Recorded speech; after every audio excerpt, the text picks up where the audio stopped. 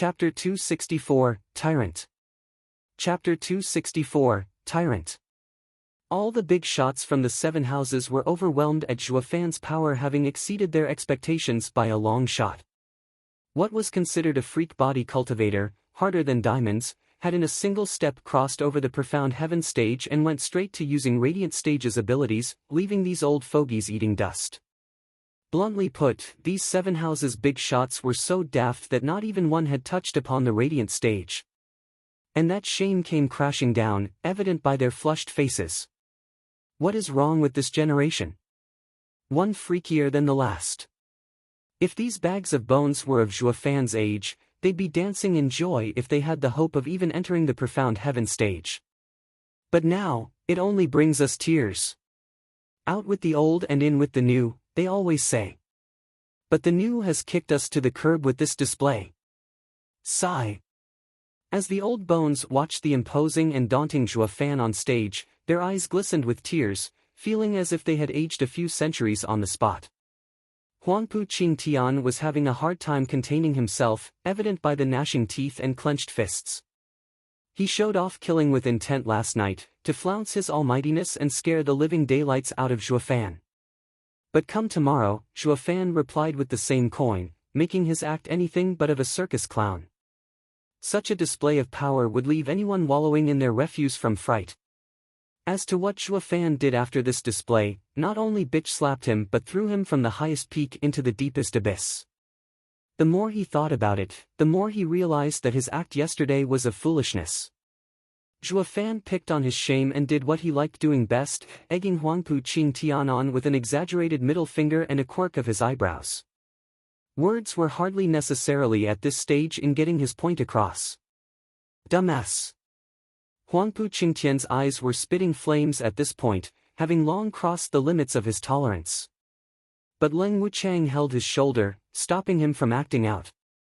By getting rid of these third and second-rate clans, Zhuo Fan spoke aplenty. By killing with intent taken as his weapon of choice, he spat on Huangpu Qingtian's bravado while also slapping him around for good measure. Could any living being take it? And yet he did. He knew this was neither time nor place for such an altercation. "Oh, poisoner, have you ever seen the eldest young master lose his cool?" Yu Yushan walked over to Yen Bongyi. Shaking his head, Yen Bongyi's face was grave, not even once. Same. But the punk sure knows how to push the eldest young master's buttons. He chuckled for a second before sighing. By the looks of it, the final battle revolving around 6 dragons and 1 phoenix for so many centuries has now turned into heaven-shaking Dragon Lord versus soaring demonic dragon. All we can do is stay back and cheer, like mere squires. We were so useless yesterday as well. Yen Bongyi recalled how Zhuo Fan had popped up in his face and shuddered from how powerless he felt. He didn't want to admit it, not with how he scrunched his teeth. Since when their prestige as 6 dragons and 1 phoenix was seen with mockery? Yen Bagong, leader of Pill King Hall, glanced at the two with calm. "Don't sell yourself short. You are very much needed in the plan to get ourselves rid of that little monster." Shuddering, the two recovered their fighting spirit. "Yeah, we just need a good plan and together we will waste him for good." Yen Fu grinned with hatred. While the two were quiet, Yu Yushan mocked him. "We? Ha ha ha, what can you possibly do? Since when are you on the same level as us?" Yen Bongyi couldn't help but smile and Yen Bagong chuckled. Yen Fu was furious, but there was nothing he could do. Ever since his master, Yen Song, suffered an untimely demise, he lost all support in Pill King Hall. His alchemy was very much well regarded still, but his poison arts paled to the likes of Yen Bongyi, so he was kicked to the curb. It only worked to fuel his hatred for Zhuo Fan to new heights. He lost everything because of him. Back on the stage, all those greedy and power-hungry clans finally woke up from the allure of fame. They started drawing back, further and further away. The referee landed on the corpse-filled stage and sighed at Zhuo Fan's insane power. In the millennium that passed, and in all the esoteric debates that were held, never had the preliminaries to the final battle yielded so many casualties. Although sad, he had no sympathy whatsoever. Their greed got them their deaths. They bet their lives for power and fame, but lost in the end. They got their just desserts. In this qualification round for the final battle, Luo clan is victorious. The old guy shouted. They all heard it but they didn't applaud. Those that laid at Zhuo Fan's feet were their brothers, part of the same clans. Why would anyone congratulate their enemy for killing their men? Did that even make sense? The only thing they felt when looking at the slaughter was pain. Zhuo Fan had stepped on their kin to enter the final battle. Why the hell would they applaud? Their hearts were only capable of unbridled hatred now. Not that Zhuo Fan cared. Every general climbed to his rank by stepping over a mountain of corpses. He had no need for eulogies and acclamations, only to be feared and obeyed. Old Pang, make a list with all the dead people's clans. I will pay a visit to each and every one of them. Zhuo Fan pointed at the corpse-filled stage. Old Pang got to work immediately. The relatives watched disgruntled, and some even had the courage to voice their indignation. Zhuo Fan, we don't need your hypocrisy. Don't think that some poor apology will be enough to atone for this slaughter. This earned the nods of the crowd. Apology, atone. Quirking an eyebrow, Zhuo Fan felt he had heard the biggest joke ever. Ha ha ha, are you stupid or what? Since when did I start having regrets from killing? And you even went as far as thinking I'd apologize for squashing mere ants? Humph, let me be perfectly clear. When you went after me just now, wishing to get my head, I made sure to burn each one of you in my mind. I only want the list so I can pay a social visit and send you off with the rest of your clan and avoid any meddlesome folks in the future. Apologize? Atone? Unlike all those stories where the guy gets the girl, I will be sure to take her from right under your noses, morons. SSS. Gasps of fear resounded everywhere. Is this guy human? He slaughtered so many and yet he won't rest until he has committed genocide? Gone was vengeance from everyone's minds and instead they shivered in fear, worrying if they'd even have a future. Maybe moving into mountains and avoiding this demon archon is for the best. They all paled and forgot everything about revenge. Leng Wuchang snickered appraise, this brat sure is crafty. People seek revenge out of survival. But when that is at risk, all the hatred evaporates. They will most likely run home and cover all of this up, while leaving him a free path to the final battle. But this punk is a tyrant. He does not care for the people. Huangpu Tianyuan said. Leng Wuchang shook his head, a tyrant is called that only in the moment of his fall. That is when others gather their nerves to call him that. If he keeps on winning, he will always be a righteous lord. His actions will have no impact whatsoever as well. As you can see from his choice today, he instilled a powerful image on all present here that getting on Luo clan's bad sides or on the Seven Houses' bad side made no difference. They'll end up dead either way. So who then will go against the Luo clan besides us? Gasping, Huangpu Tianyuan nodded, he is both ambitious and a ruler material. We need to nip him in the bud. Huangpu Tianyuan stood up and left. Seeing Regent Estate following their estate lord, the other 6 houses glanced one more time at Zhuo Fan before leaving as well. Staying any longer wouldn't net them any new information anyway. They had been introduced already to Zhuo Fan's other grand ability. Zhuo Fan sighed watching them go and went to Xuanningsiang and Xia Tianyang. What a coincidence. You are also joining the esoteric debate? He failed to notice, however, Leng Wuchang pausing and looking back at him with a wide grin. Estate Lord, I may have found this brat's weakness. Leng Wuchang beamed at Huangpu Tianyuan. Huangpu Tianyuan raised an eyebrow. Sir Leng found out the cause behind his vanishing acts?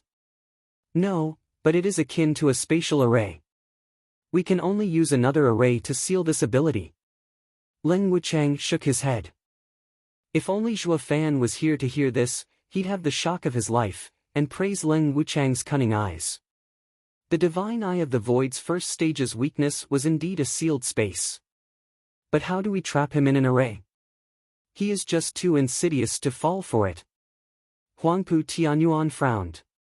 Leng Wuchang showed a vague smile, he is trickier than a fox, proving to be a hard opponent even for me. But even smart people act like an average person sometimes. Oh, Sir Leng must have a plan ready then. Huangpu Tianyuan's eyes flashed.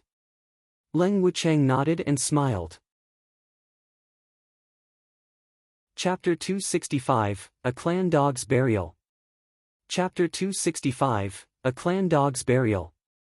Big Brother Zhua, congratulations on getting into the final battle. Xue Ningxiang couldn't stop the sweet smile from gracing her face.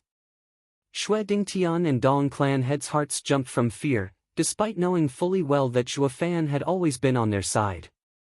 It was all because his power was the biggest threat. The sight of Zhua Fan slaughtering thousands of people with intent alone gave them the feeling of ants looking at a giant. He could kill them on a whim if he found them displeasing in any way. Who wouldn't shake in their boots? They had a stiff smile on their faces, but their backs were soaked. They were like deer in the headlights. The tiger had them in his sights, and even if his appetite was abated, their fear was very much real. Zhua Fan was oblivious to the fear he evoked. He who had become a dreaded existence just minutes ago, was now smiling and nodding. The others nodded stiffly with an awkward smile. He puffed up his chest as he looked at Xue Ningxiang. That was going to happen in due time anyways. It will hardly make a difference when garbage throws itself at me, even if they are in the tens of thousands. They all laughed dryly, but sweat poured out harder. His tone was haughty, but then the people thought about it from a different angle. Weren't Dong clan and Xue clan average clans as well, garbage even? What would be their future? Wasn't he clearly mocking them in a convoluted way? It wasn't like the two could complain. Who told him to get strong enough to end their lives with a squeeze? Just smile and nod. Zhua Fan was minding his own business, and with how often he was around big shots, he had no idea what waves his words were stirring in these two clan heads' minds. Xue Ningxiang chuckled innocently. But then she frowned. Big Brother Zhua, will you really end their clans? They just lost their relatives. On the stage, death is unavoidable, but going so far as to kill their whole clan afterwards is cruel. My clan was also on the verge of being wiped out and I can relate. Please, could you just let them go? Well. Zhua Fan frowned. Xue Dingtian noticed the predicament and chastised. Steward Zhua had his reason for doing it. You can't go and ruin his plans with your playfulness. Moreover, a true man never goes back on his word, even more so for Steward Zhua, who is a hero, a great. Fine, no problem. Xue Dingtian didn't even get to teach his dear granddaughter about manners before Zhua Fan just shrugged it off. I only meant to scare them anyway, to dispel any thoughts of going against me. Since I got what I wanted, there's no need to exterminate them. What do you take me for, a pitiless demon archon? Damn right. They all shook their heads but nodded in their minds. If you're no demon archon, what are the thousands of corpses doing on stage? Xue Ningxiang was ecstatic. She felt for those pitiful clans deeply. Big Brother Zhua doesn't need to go through a pointless slaughter. Zhua Fan smiled and ruffled her hair. His savage face showed a rare hint of being content. Xue Dingtian was dumbstruck. He was looking to justify Zhua Fan's cruel way all this time and even reproached his granddaughter. And yet Zhua Fan actually agreed with his granddaughter's pleading instead of giving credence to his reasoning. Where would his face go when speaking to his juniors now? But seeing that Zhua Fan had eyes for Ning'er alone, the old man sighed. My face is useless here. Better leave them alone, lest I become a third wheel. Hey, hands off. Don't you know mere acquaintances should never touch?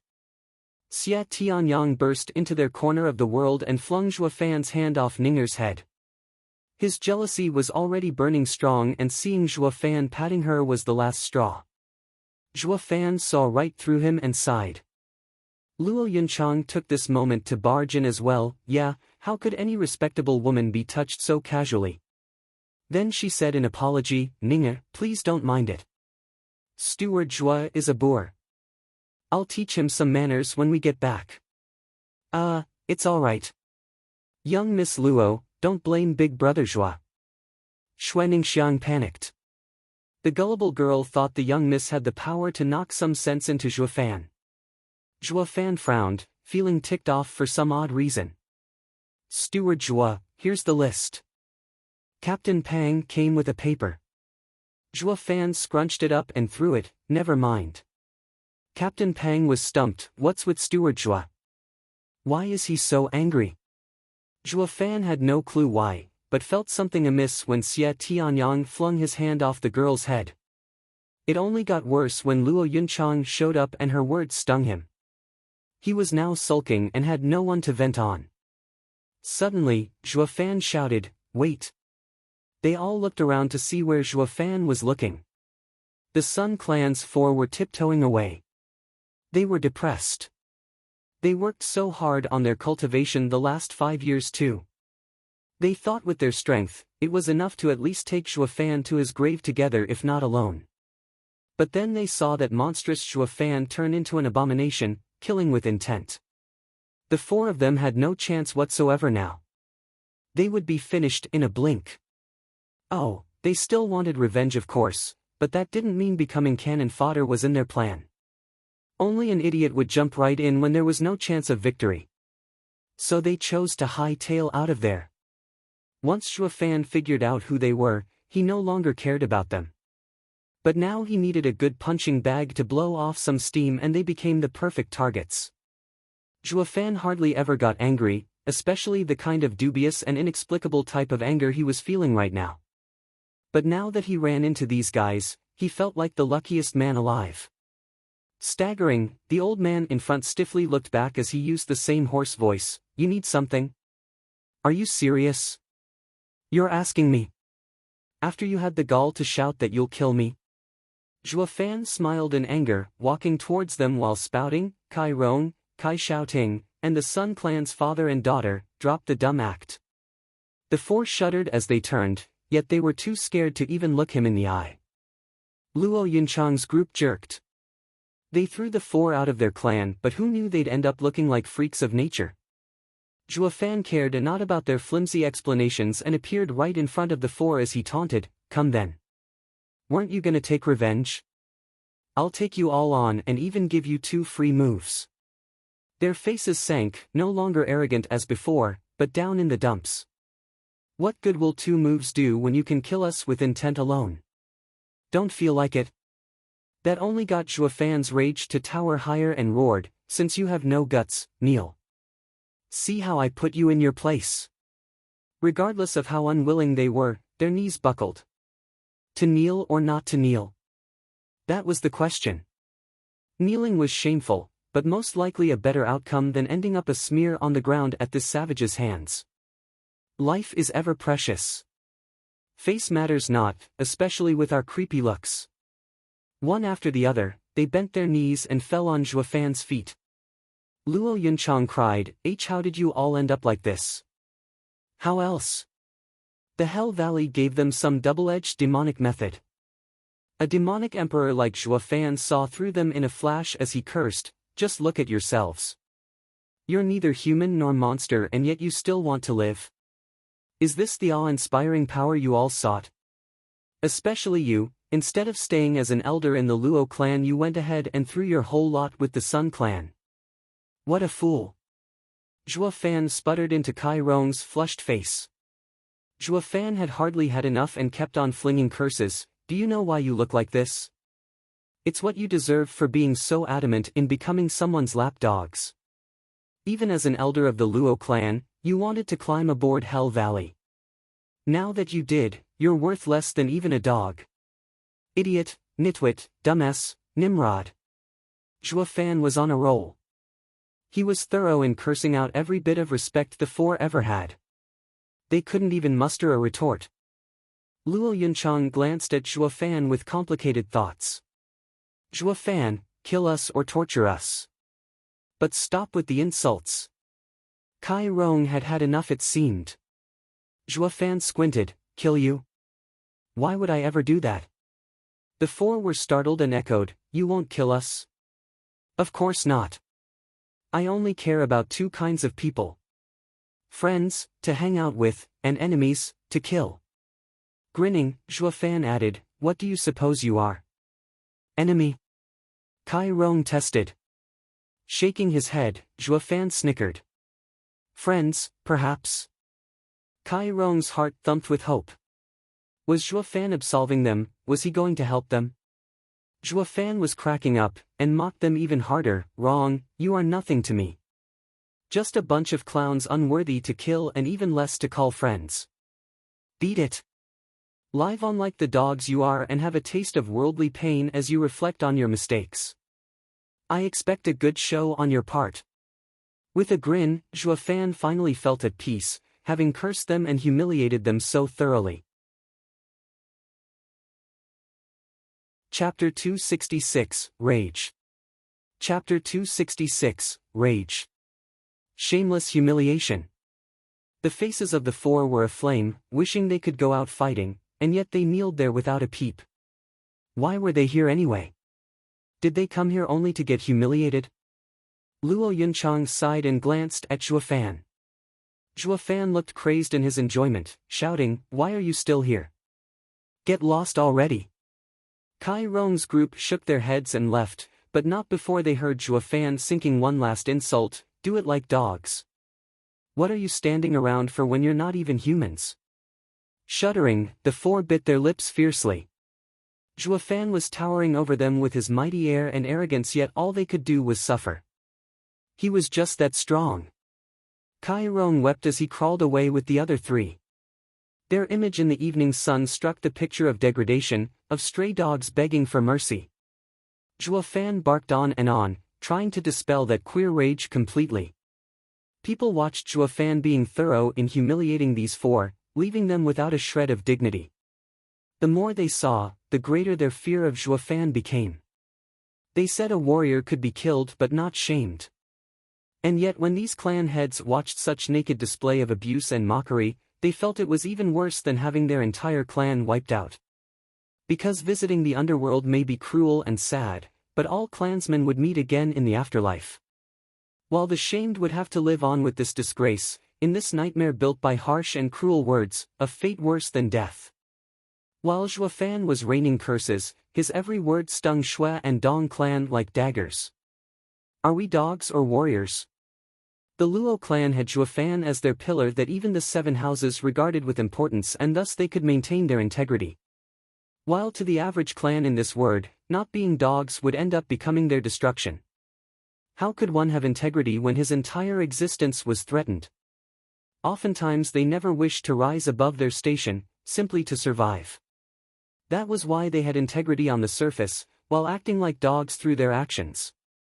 Just that these two clans were lucky enough to get a good master, Drifting Flowers Edifices and Sword Marquis abode. Unlike how the cruel Hell Valley treated their vassals. So they may be dogs, but could venture in calling themselves dogs with pedigree. Taking deep breaths, Shui clan head and Dong clan head glanced at each other, then shook their heads. Zhuo Fan and Luo clan were worlds apart from them. Steward Zhuo, calm down. Why are you so angry? It's not worth stressing yourself over this. Captain Pang came to Zhuo Fan with a smile. Zhuo Fan shrugged, his face calm. I'm fine. I am not one to get angry over the likes of them. They are not worth it. I only abuse them since it worked to show off my pretentious style.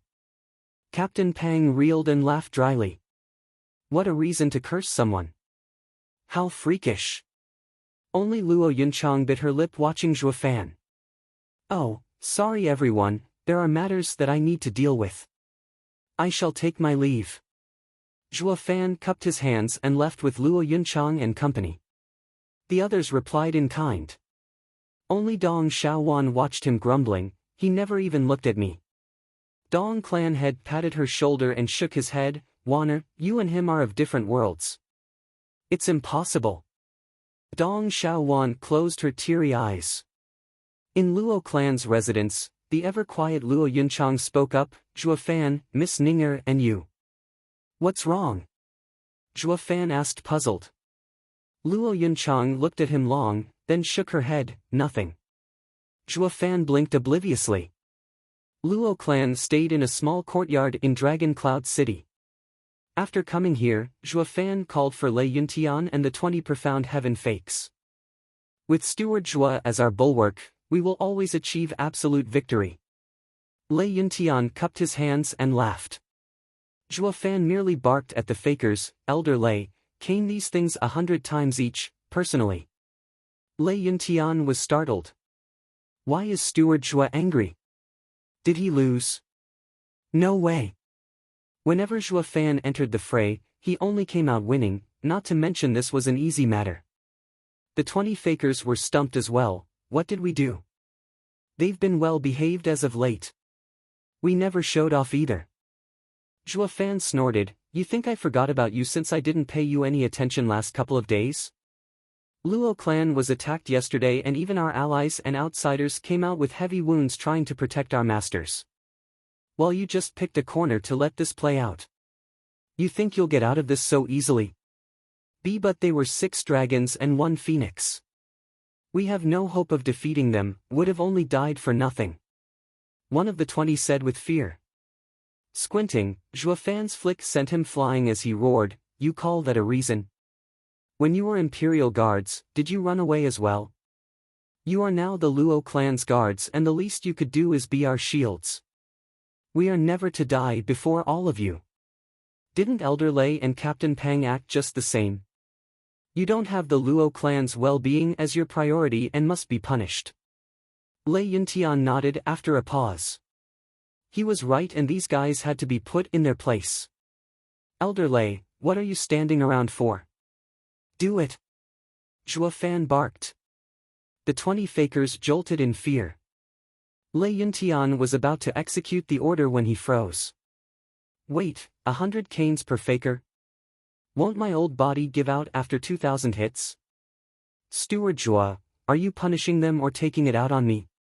But then again, only he was the best person suited for the job since if anyone else did it, it wouldn't count as punishment. But 2,000 canes. Lei Yuntian looked at Luo Yunchang bitter, Yunchang, what happened today? Why is Steward Zhua so irritated? Luo Yunchang shook her head, never mind, Uncle Lei. Just give them 20 canes each, but a bit harder. They all eased a breath in relief. The fakers rejoiced, as did Lei Yuntian. They were blessed to have this young miss above Demon Archon Zhua. 2,000 canes turning into 400 was far more manageable. Back in his room, Zhua Fan sat down, and emptied the teacup at the side in one gulp and sighed. He was finally calm. Luo Yunchang and Captain Pang entered to which Zhua Fan said, how is Elder Li and the others? They should be close. For Dragon Cloud City to keep the peace, no house was allowed to bring in Radiant stage experts. So Zhua Fan guessed Li Jingtian's group had to be waiting on the outskirts of town. Captain Pang shook his head, young Miss Lei and Elder Yen hadn't come since you had plans for them. Correct. I indeed told them to move around this time. And the others? Zhua Fan nodded. Captain Pang muttered, the others didn't as well. Why? Zhua Fan finally had the time to mind Luo clan's situation and was stunned by what he heard. It was my idea. Luo Yunchang said, Dragon Cloud City doesn't allow Radiant stage experts in and you said not to expose our cards too soon. So I... Fool. Zhua Fan snapped, enraged again, the 7 houses didn't bring Radiant stage experts because of their power, while you have none. If you and Yunhai die here, the Luo clan is finished. What would be the point of all my plans and my efforts to help the clan? To throw it all away in the end? Luo Yunchang bit her lip and tears threatened to fall down her cheeks. But instead of succumbing to them she snapped back, yes. I am not so astute and failed to see the big picture. And you? After being gone for 5 years, you instantly scream at anyone you find an eyesore. It'd have been better if you hadn't bothered coming. Luo Yunchang slammed the door as she left.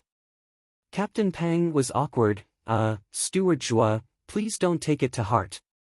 She didn't mean it. She missed you day and night. Fine, I know. This isn't the first time she has acted like this anyway. Zhua Fan sighed and squinted, old Pang, send a messaging jade slip for Elder Li to provide us support. I have a feeling we will have a falling out with Regent Estate. Captain Pang nodded. Zhuo Fan was soon left alone with his thoughts. He closed his eyes as he considered. He knew something was off about him today. Irritated by everything and lashing out at anyone. He was this close to trading blows too. This couldn't go on. If anger got the best of him, he would force his way forward, which was not a good thing. He had to control himself at all costs. Or there was a high chance he would do something he would regret. But why was he so ticked off all of a sudden? Taking a deep breath and closing his eyes, he calmed down and started cultivating. Suddenly, a shout echoed and Zhuo Fan clutched his right eye as he fell to the ground soaked. The golden ring in his eye flashed on and off as a faint second golden ring appeared. Am I about to achieve Divine Eye of the Void's second stage? Zhuo Fan was excited. Chapter 267, Cold-Blooded. Chapter 267, Cold-Blooded. Russell. With a few flicks of his arms, Zhuo Fan set up a defensive array and sat cross-legged, calmed his mind and readied himself to advance. He felt his right eye burning red-hot as the golden ring flashed. Zhuo Fan took a deep breath and focused his entire soul power on his right eye. The Divine Eye of the Void had an intrinsic connection with one's soul. Each advancement would tax one's soul greatly. 3 days passed within a blink in this manner, with Zhuo Fan focused on his task and no one disturbing him either. However, the morning of the 4th day Zhuo Fan opened his eyes with a sigh. It still failed. Is it because my soul is weak or because of my restless state of mind? Squinting, Zhuo Fan began regretting. It was such a rare chance to get stronger and he had thoroughly wasted it. Recalling his impatience 4 days ago, Zhuo Fan shook his head. Why couldn't I be calm? I need to temper my heart and remove all distractions. Zhuo Fan took a deep breath and closed his eyes. The next time he opened them, they were crystal clear with no ripples across them. Zhuo Fan stood up, undid the array and walked out. He was met with Luo Yunchang and company. One look was enough to tell him something was up. What's wrong? Zhuo Fan eyed them. Luo Yunchang muttered, Pavilion Lord Long has sent word that they want to discuss the final battle among the 7 houses with you. But you were cultivating these past days and... Alright, I got it. Zhuo Fan interrupted her and walked away without even looking at them. Like a lone wolf. Luo Yunchang looked at his back for a long while and then said, Captain Pang, did you also notice that he has changed? Captain Pang swallowed. Steward Zhuo didn't change, he has only returned to how he was 8 years ago. He looks the same as back then in Misty Forest. Luo Yunchang watched the prideful figure with an aching heart. Is he leaving again? A demonic cultivator only ever cared about themselves. With Zhuo Fan having met so many people over the years, each encounter had a faint influence, each tainting his heart and ultimately rattling his usually peaceful state of mind. He was of the belief that this was the sole reason for his failure to advance Divine Eye of the Void to the 2nd stage. After careful consideration, he had cast out every influence, along with the ever-growing emotions. The strong had no need for dead weights. Surveying the white clouds floating about the blue sky, Zhuo Fan's eyes were crystal clear. So much so that they looked dead. So much better. Sighing, Zhuo Fan walked with purpose to a courtyard 10 times larger than the Luo clans. This place had high-ranking people watching the gate. Brother, the killing with intent you used has opened my eyes. Long Jiu laughed. Zhuo Fan nodded unaffected. Long time no see, Brother Jiu. Long Jiu paused for a second. Why is brother so cold today? Darling, you were so cool. Xiao Dandan skipped over at some point with a rosy face. Peony Overseer held her face and sighed. Zhuo Fan glanced at her and said, Lass, do that again and I'll make sure it will be your last. Reeling, Xiao Dandan watched him like he was some stranger. She had gotten used to Zhuo Fan talking like that, but this time she could see the bloodthirst glinting in his eyes. She was certain that if she opened her mouth at this instant, Zhuo Fan would rip it off. Peony Overseer saw her disciple being picked on and glared. But before she could spring in defense, Zhuo Fan's cold, emotionless eyes snapped at her, and you deal with your disciple before she meets with misfortune. When that time comes, you'll only have yourself to blame for not educating her properly.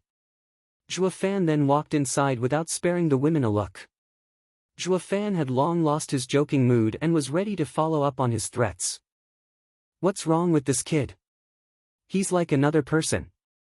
While those familiar with Zhuo Fan were stifled, the rest were even more afraid of earning his ire. Zhuo Fan was surrounded by a constant air of savagery as if he was standing above all.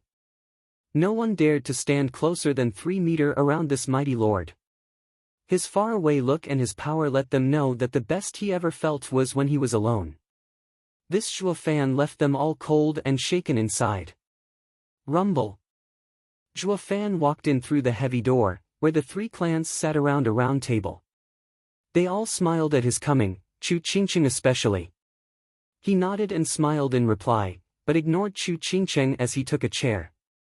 Steward Zhuo, the qualification round has concluded. Because of your involvement, a large number of clans were eliminated. This makes the final battle planned a month later be moved 2 days from now. Long Yifei explained. Zhuo Fan nodded, so the reason you wanted to see me is. Seeing how the Luo clan has never participated in the final battle of the 7 houses before, there are some things you have yet to learn. Long Yifei smiled. Actually, the final battle is held in a different area each time and rules change accordingly. What remains the same is how cruel and brutal it is. So it isn't held in Dragon Cloud City? Hasn't it been a tradition for esoteric debate to be held here for the past 1,000 years? Zhuo Fan raised an eyebrow. Long Yifei shook his head. This is the imperial family's scheme. Only by constantly changing the environment could they see the true power of the 7 houses. And with how powerful the disciples from the 7 houses are, so too will the terrain become of a much greater difficulty. This time it is expected to be the worst so far. Zhuo Fan squinted, still out of the loop. Grandmother giggled. Steward Zhuo needn't be baffled. The Dragon Cloud City has a large 8th grade teleportation array to send us anywhere within the Tianyu Empire. And that is where the final battle will be held. This is also to prevent anyone from setting an ambush. Zhuo Fan nodded. Imperial family thought of everything. But using such a large teleportation array only for esoteric debate is such a waste. Zhuo Fan shook his head in the end. If the imperial family wanted to waste their coffers, how was that his problem? He was better off focusing on the final battle. That was the whole reason why they were gathered here. Xia Xiaofeng smiled. Steward Zhuo, your skills have opened our eyes. But we still wish to ask, how confident are you in facing Huangpu Qingtian? Squinting, Zhuo Fan snickered, none whatsoever. But you can rest easy knowing that I can hold him down. With how one of the other 3 is a cripple, can you handle the remaining 2? With Steward Zhuo holding off that monster, the other 2.5 men will be easily taken care of. The 7 houses ranking will be in upheaval. Xia Xiaofeng anticipated with joy. The others laughed with him. They discussed further details then adjourned. Zhuo Fan walked to the door when a graceful figure blocked his view. Zhuo Fan eyed Chu Qingcheng. You need something? Zhuo Fan said flatly. Chu Qingcheng watched the impassive Zhuo Fan in anger. Zhuo Fan, I want an answer. Did you have no reason to stay in Drifting Flowers City longer? None. Zhuo Fan was resolute. I told you, I only did it out of self-interest. Since I had achieved my goal and got what I came for, I had no reason to stay. Chu Qingcheng gnashed her teeth and clenched her fists. What about the days spent in that shack? You call playing house being real? Mocking, Zhuo Fan sneered, without sacrificing a few days of my youth, you would have never given up Bodhi Jade sap so willingly. Paw! Chu Qingcheng slapped him before he could finish. Grinning, Zhuo Fan giggled despite her raging eyes. Silly girl, you're so easily duped that I worry how Drifting Flowers edifices will survive after grandmother's gone. Why not give it to me? Bastard, you are dead inside.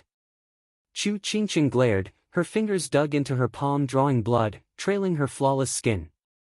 Smirking, Zhuo Fan no longer looked at her as he left, but his mockery stung nonetheless. Ha ha ha, I am and always will be a demonic cultivator. Even if that time made me feel anything, so what? You think you can hook me in? With heart-wrenching pain, Chu Qingcheng watched him leave with a face filled with tears. Zhua Fan paused but never turned around.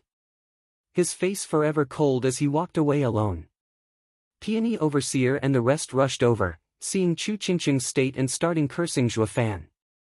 Zhua Fan hardly cared about the pesky cawing, leaving with a cold smile on his face.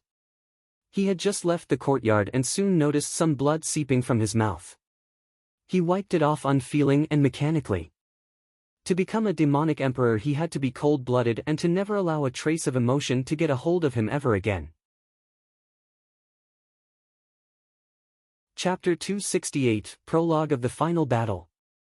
Chapter 268, Prologue of the Final Battle. Dragon Cloud City's westernmost side had a towering mountain going by the name of Transfer Peak. Right on top of this huge hunk of rock laid a grand 8th-grade teleportation array.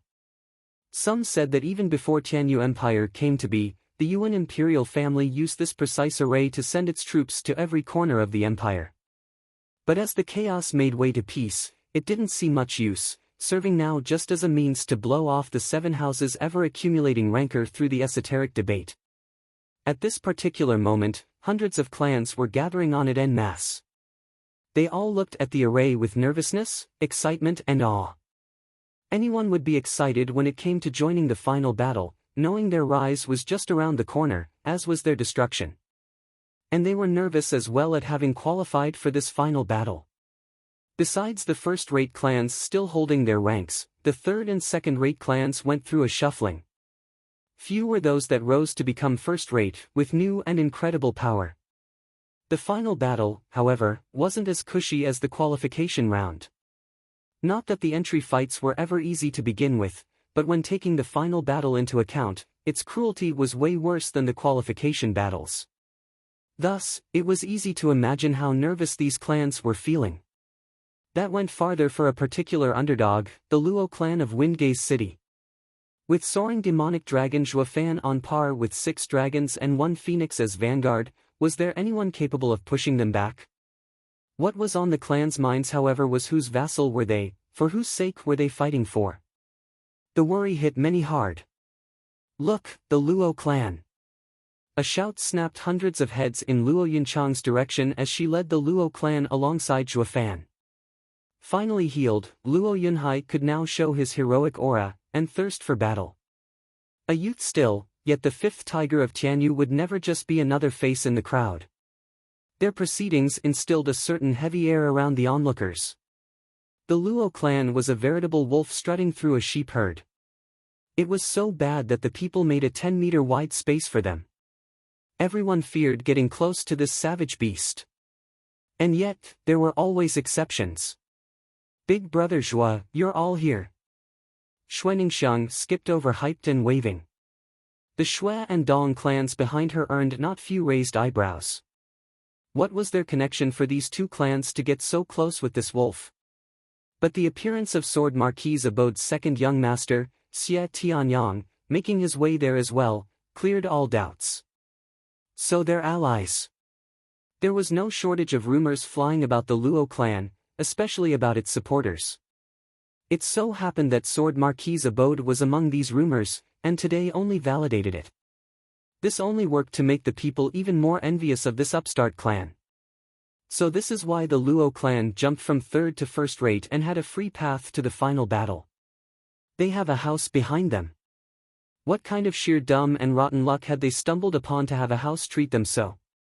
Thinking of how mountains of wealth were literally flung at this 3rd-rate clan to reach such a position, if it were us in their stead, we'd have reached the moon by now, tch.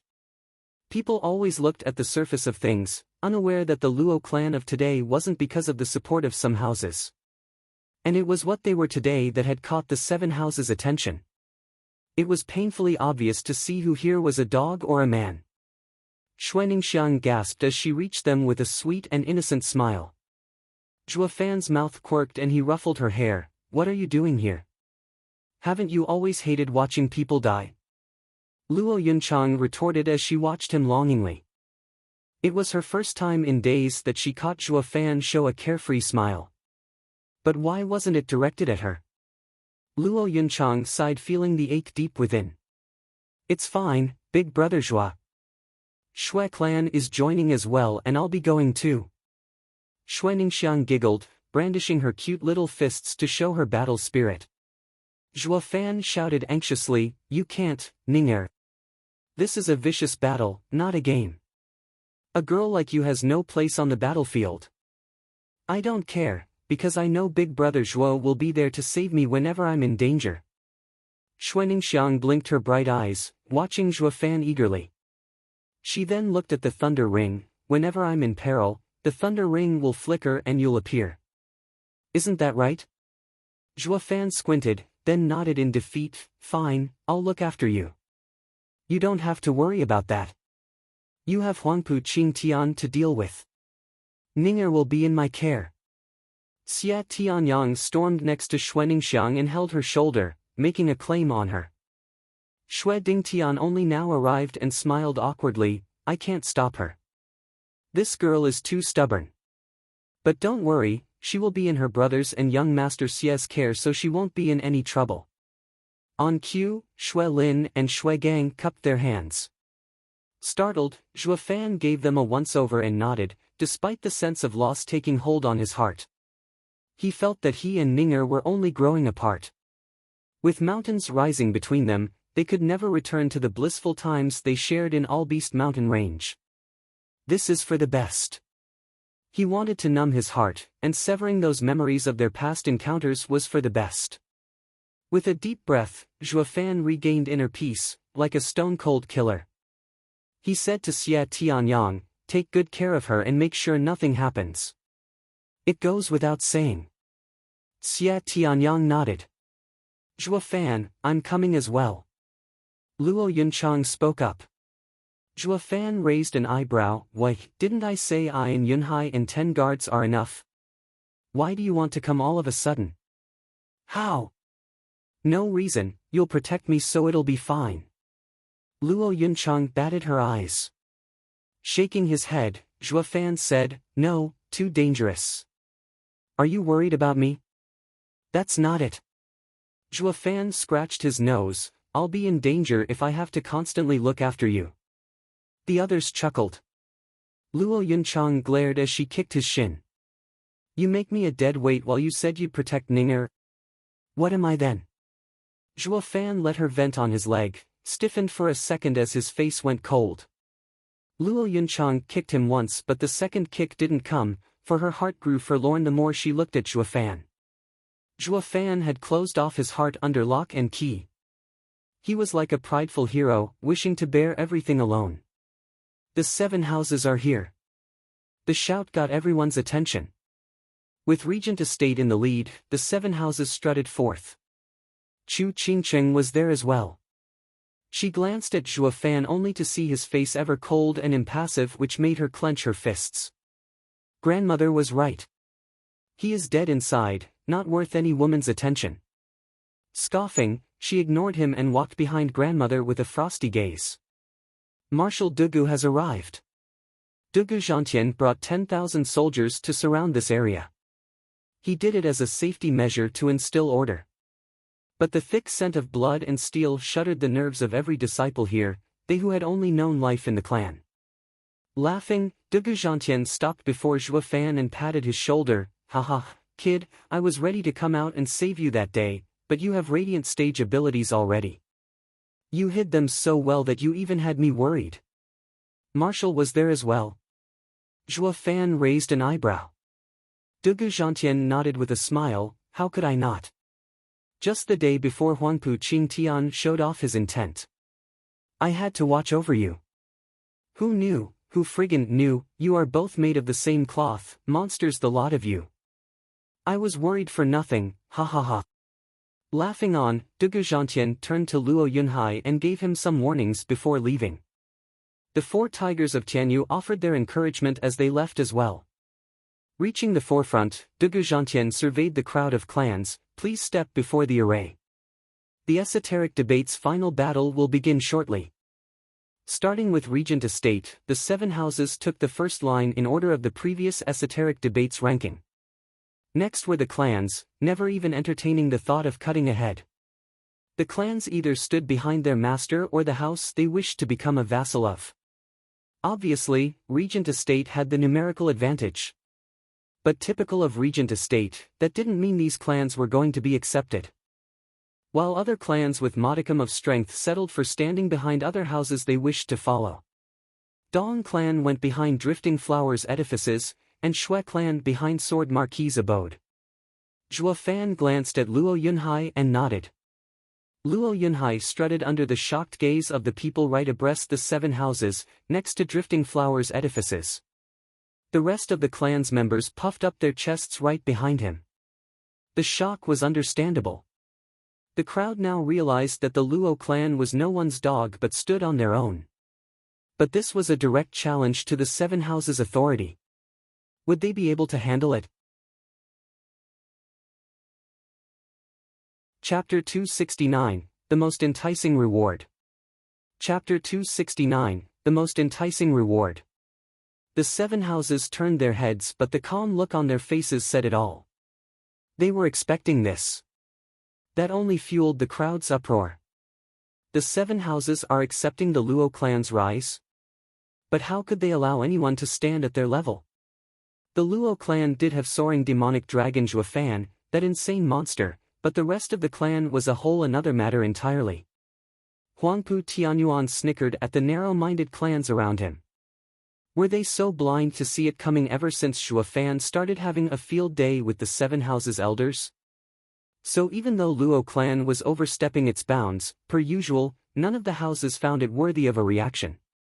Oh, your ambition for power and status sure is commendable. Ha ha ha, in the end you still abided by his wishes and showed up. An aged voice echoed. The crowd turned around in shock. They found 3 old men coming over. The leader being the head of 4 pillars, Prime Minister Zhuge Changfeng flanked by his Yin-Yang elders. Even from afar, the people could sense the hidden and thick power they exuded, enough to crush this entire area. Why is this geezer here? Dugu Zhantian held his beard with a stern face. Huangpu Tianyuan's side was put off by the presence of Tianyu's number 1 mind. This old bean had extended Yuanshan and company a hand in wrestling out of the emperor's grip one time, but it was a known fact that no one could truly unravel the real reason behind his kindness. His mind was unreadable. Yesterday's friend could very well turn into today's enemy. But the worse was the constant anxiety one was in not knowing when that would happen. Leng Wuchang eyed the hunched figure, then shook his head and sighed. Not even he could read the old man. Hailed as unwanted contriver, with everyone an open book before his scrutiny, he had no confidence when it came to reading Zhuge Changfeng. Zhuge Changfeng sported a vague smile as he walked next to Zhua Fan. Have you thought it through? Or are you going to be swept away by the storm? Gasps of shock resounded everywhere. What is the Luo clan and Zhuge Changfeng's connection? They now understood why Luo clan had risen to challenge the 7 houses. Blast it! With 2 pillars behind you, the young master under a marshal and the prime minister cheering you on, not even the 7 houses would dare slight such a clan. So this is Luo clan's true backing. People's faces twitched and their hearts sank. Why does this never happen to me? Just what tricks did this Luo clan pull to grab hold of 2 pillars? Huangpu Tianyuan's side was also stunned. They never saw it coming. Zhuge Changfeng came for Zhua Fan. With even Zhuge Changfeng helping them, they had no chance to finish off the Luo clan. Ever. Huangpu Tianyuan's face sank as his knuckles went white. Leng Wuchang dismissed his worries. Estate Lord, Zhuge Changfeng is different from Dugu Zhantian, a pragmatic. Even if he intended to get close to Luo clan, it will only be because of Zhua Fan's skills. Once Zhua Fan is out of the picture, they will fall like a ton of bricks. It only makes this time's esoteric debate of paramount importance, to stomp that punk dead. Huangpu Tianyuan's eyes flashed with bloodthirst. Leng Wuchang nodded, turning to the only one who could achieve this feat, heaven-shaking dragon Lord Huangpu Qingtian. Yet the man in question was oblivious to their conversation. His eyes showed he was raring to go turn the entire battlefield upside down. Perfect. Leng Wuchang chuckled, finding everyone dancing his tune. Going back to Zhuofan, the man smiled. Prime Minister, how do you know if the Luo clan isn't in the eye of the storm already? Zhuge Changfeng raised an eyebrow. I trust your judgment. It's fine as long as you aren't forced into it. I am eager to see the day Steward Zhua achieves his ambitions. Zhuofan nodded and Zhuge Changfeng laughed. He took his yin-yang elders to Dugu Zhantian. Old Marshal, please don't take it hard on me for dropping unannounced. I would never. You are the honorable Prime Minister of our empire. It is only natural to come see the grand esoteric debate. Dugu Zhantian's beard trembled, his tone cold. Zhuge Changfeng laughed. Old Marshal, don't be so stiff. I'm here by myself out of boredom. Don't think too much of it. Humph, as if. The crowd cursed inside as well. Since when was Zhuge Changfeng that bored to come here without rhyme or reason? The game was most definitely afoot. The old fox's schemes aside, Dugu Zhantian had no time to mind him. His orders were to make sure esoteric debate ran smoothly. Recalling the emperor's explicit and repeated warnings, a caution the emperor never showed before, led this old general to believe the esoteric debate of today had national ramifications. Dugu Zhantian barked, by His Majesty's grace, the esoteric debate will allow clansmen below the age of 30 to participate. No one older is allowed entry or I will personally cut them down. The rules will be explained to you shortly by one of Divine Dragons, Jade Flute Divine Sword Feng Qiubai. Whoosh! A whistle of white clothes signified the entrance of an old man holding a jade flute and exuding a dominating air, Feng Qiubai. Rustle! A flick of his hand sent 5 jades taller than 2 people around the teleportation array. Looking at it, the people saw the stone form 5 huge gates. 8th grade army transfer, national elemental stones. Looking at the red, yellow, green, blue, and brown stones, Zhuge Changfeng and the 7 houses took a step back in shock. Feng Qiubai nodded. Correct, this is indeed the array passed down by imperial ancestors. Feng Qiubai then made a sign and the stones shone, each reflecting a beautiful scenery, of beasts and birds. A 3rd-level spiritual beast soon passed by and watched the crowd curiously. Then came a 4th-level spiritual beast and howled, but was left to claw away at an invisible barrier, unable to reach them. Feng Qiubai's voice roused them from the shock. I will now present you all with the rules for this esoteric debate. As you have seen for yourselves, the center and the stone arrays are both unidirectional. You will shortly stand in the center array and I will then send you to the location of the final battle. But to return, the only way is through the national elemental stones. The crowd looked puzzled. Feng Qiubai continued, the 5 national elemental stones are a one-way door, but from the final battle location to here. To activate it you will need to find not only these stones but also their key.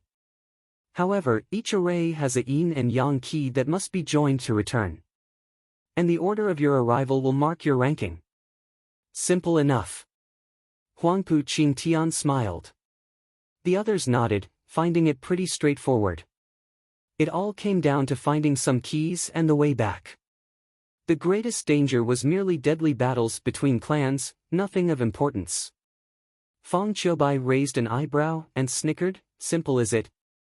You won't be saying that after you find out the location. The clans stared at him distraught. Beast King Mountain. Feng Qiubai mocked. SSS. Gasps echoed around and some even felt their knees shaking. Beast King Mountain wasn't as deadly as All Beast Mountain Range, but high-level spiritual beasts were nevertheless present. There were many 5th and 6th level spiritual beast kings roaming, hence the name Beast King Mountain. Even profound heaven and radiant stage experts would have a hard time scouring that place for anything, not to mention the plenty of bone-tempering cultivators among the clans. There was no need to even fight when the spiritual beasts would kill them off before they could even meet. The hearts of everyone sank in despair. Why was this time's battle so cruel and deadly? Only 6 dragons, 1 phoenix and Zhuofan were the picture of calmness. Glancing at these monsters left them stomping in indignation. Was this place chosen with these freaks in mind? If you take away the 8 monsters, you'd only have average people. This is ridiculous. Fong Qiubai grinned at their silent protest, but of course, no danger comes unwarranted. It is slightly dangerous this time around, but the reward is up to the risk. These are 5 8th grade pills, brimming sacred pill. It will be up to each one of you to earn it. Say what? Zhua Fan and Huangpu Qingtian were both affected. The brimming sacred pill was of most value to a radiant stage expert or those on the brink. Across the whole of Tianyu, this pill was the rarest of all. Not even the 7 houses had one. Huangpu Qingtian, Huangpu Tianyuan and other peak profound heaven experts needed just one little pill and they would jump right into being a radiant stage expert with no strings attached. While to a radiant stage expert, it would boost their soul many times over. Worth it. Huangpu Tianyuan was moved as he looked at his son. He had been stuck at peak profound heaven stage for decades. This chance was God sent. And yet, Huangpu Qingtian's face left him cold. God damn it. If this brat gets it, he'll eat it on the spot. Zhuge Changfeng frowned as he twirled his mustache. The old man has come out swinging. He is eager to begin his plan. While the 2nd and 3rd-rate clans looked on in forlorn depression. This is clearly meant for those monsters. Where among us do you see a radiant stage or peak profound heaven expert? Taking it will only make us pop like fireworks. It came with great fear and trepidation as to how cruel this event would be for them. This stage was practically designed to be the death of them. They were nothing more than cannon fodder. But to climb aboard a house, a timely help would get the attention they desperately yearned. Even if they were cannon fodder, they'd still risk it. Chapter 270, Beast King Mountain. Chapter 270, Beast King Mountain. Alright, youngsters. Time to go.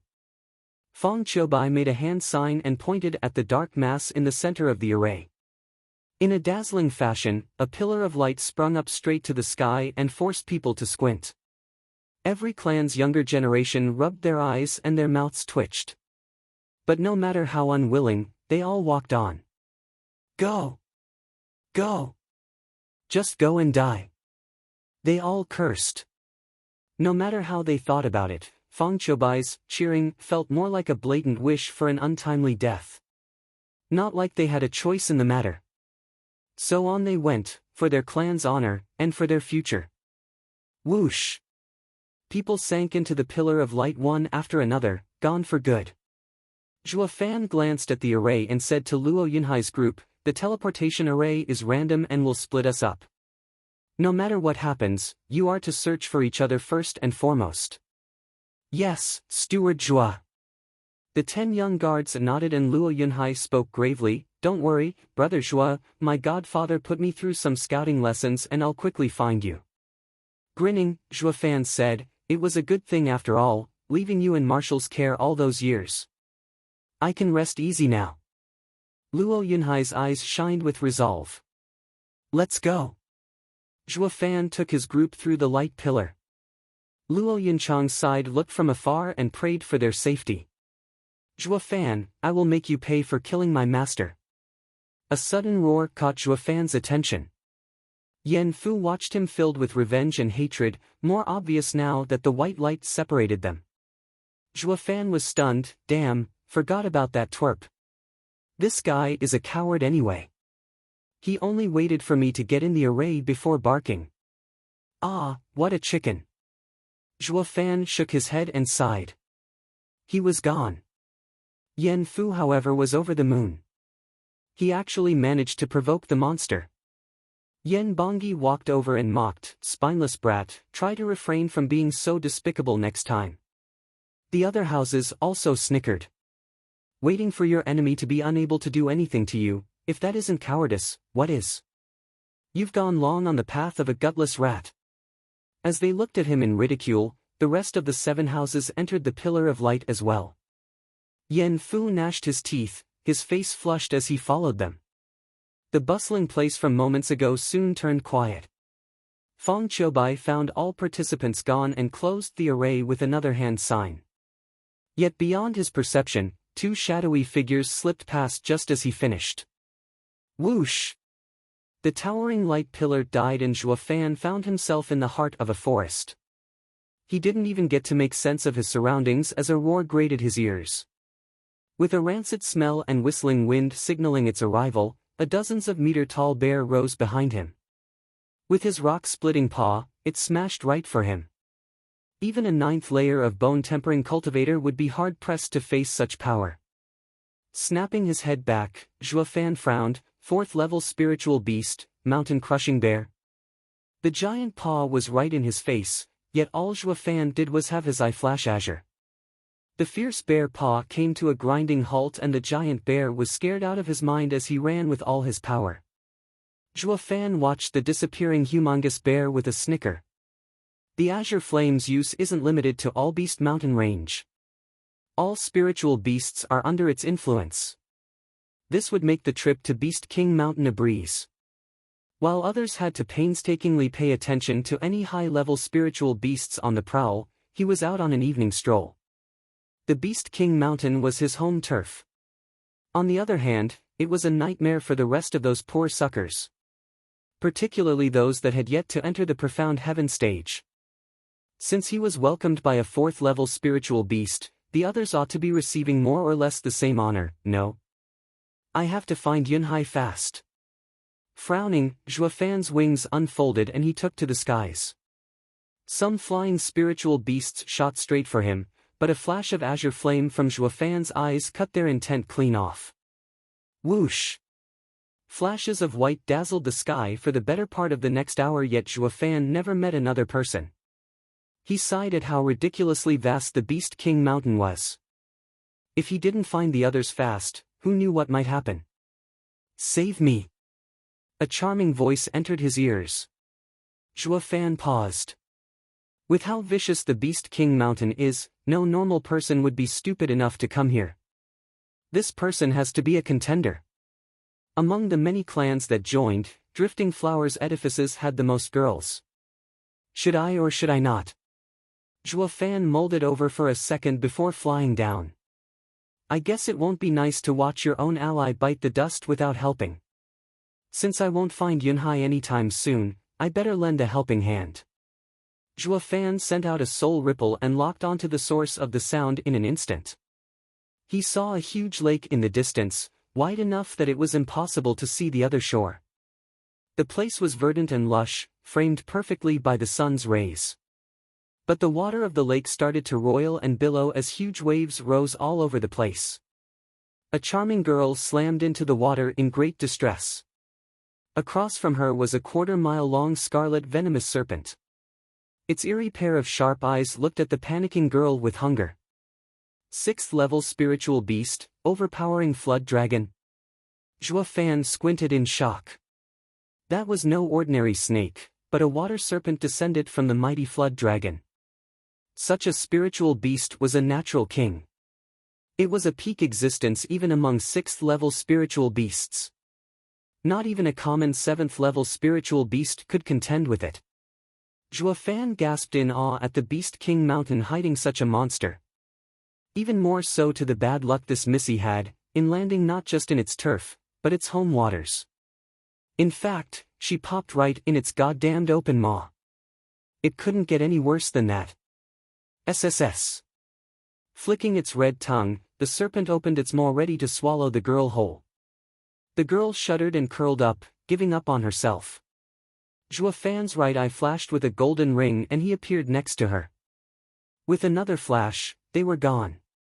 The savage serpent bit down but got nothing but fresh water. It looked around agape. Where'd she go? The more it looked around, the more shocked it became. Not for a second did the serpent believe that she was fast enough to escape its range. The only plausible answer was an illusion. It lifted its huge tail, creating a 50-meter wide splash. It rubbed its head with the tip in bewilderment. How come? Am I growing senile and have started seeing things? In another area, the girl closed her eyes and shivered in Zhuo Fan's embrace, waiting for the jaws of death to rob her life. She waited yet nothing came, not even pain. She only felt a bit chilly as the breeze traced her curves. The girl cracked her eyes open to see a broad chest and the blue sky. Juefan was paying attention to where he flew with a cold stare. But when he felt her squirming, he said, "You're all right, ah." Juefan's voice was stuck in his throat and his scalp went numb watching the nubile figure. The girl's naked. The girl looked at him and then at her silky smooth and uncovered skin before blushing and wailing, "Ah, you rogue. Don't look. Close your eyes. You're the damn rogue. What are you doing coming here without clothes? Since when is drifting flowers edifices so deviant? What drifting flowers edifices? I know no drifting flowers edifices. I thought I told you to shut your eyes. Don't you dare look. Zip it. It's perfectly normal for a man to look, especially now. Go and wear something if you don't like it. You." She glared at him and huffed. Her eyes sparkled, on the verge of tears, and her face was growing flushed by the second. Chapter 271, Beast Mistress. Chapter 271, Beast Mistress. Ding. In the thick forest, Juefan was facing away from the bush behind him in silence and focus. He could even hear some clear ringing coming from that bush. Juefan sighed. No good deed goes unpunished. He went and saved the damsel, only to find her naked. So they made a pit stop at a bush to dress up. But this chick was taking her sweet time doing it. Can't you just put on a coat or a robe and be done with it? Look at me. Rustle. The grass crunched behind him and Juefan turned. He was in for the shock of his life. He hadn't gotten a good look at this damsel, with the rescuing and all, but now that he had, she was quite the looker. She had a cute button nose, more than generous curves, and big eyes to reflect complex emotions. Considering her clothes, it was a striking difference from the refined and graceful silken robes. They were made with ease of movements in mind. The constant ringing finally drew his attention to her bracelet having a bell attached, completing her wild look. She's a foreigner. Juefan watched on speechless. Never had it crossed his mind that in a place filled with his clan's disciples, he would find a girl not native of Tianyu. Noticing the obvious look she was getting, the girl blushed. She was squirming with shyness, but still had the guts to give him a sharp glare. "What are you looking at? See how I'll poke your eyes out." "Tch, not that there's anything to see. Why are you so feisty?" Juefan jabbed. The girl blushed harder and felt disgruntled. She was a pure and single girl and then she stumbled upon this stranger who had got more than an eyeful. How could she face the world now? She was mortified, wishing to bury her head in her chest. Go die. All this while Juefan was walking away cursing, "God friggin' damn it. I saved the wrong damsel and wasted all this time too." Glaring, the girl spat, "What's the meaning of this? You regret saving me?" She skipped in front of him and fixed her piercing eyes on him. Juefan's words struck a nerve and she got over her shyness in a jiffy. "I'm an exotic beauty, a man's dream. It was your greatest fortune getting to save me and even getting an eyeful. What's with that tone, as if you were the one found naked? I am the one hurting here. You ruined me. Humph, greedy pig." The girl's eyes were staring a hole into Juefan, wishing to tear him a new one. And Juefan's response? Pushing her aside in mid-stride, "Move, I've wasted enough pointless time on you as it is." The girl eyed the proud Juefan walking away and blinked. "And you call yourself a man?" This was a first. All the men she had met so far were quite taken with her, not cold as ice like this one. Then she recalled the desire in his eyes when he got an eyeful in the sky and it was clear that this guy was a man from head to toe. So why? Then it hit her. What was she doing looking hopeful instead of getting her due for staining a girl's reputation? Ah, how mortifying. She cupped her blushing cheeks, her mind drawing all kinds of untoward conclusions. Not that Juefan had a mind to care. He ignored this fated encounter and was this close to forgetting her as well. What was the point in remembering every bystander? Roar!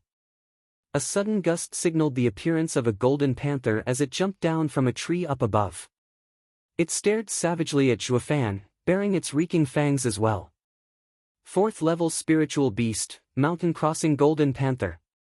The girl cried in fear. Zhuofan only frowned with slight worry.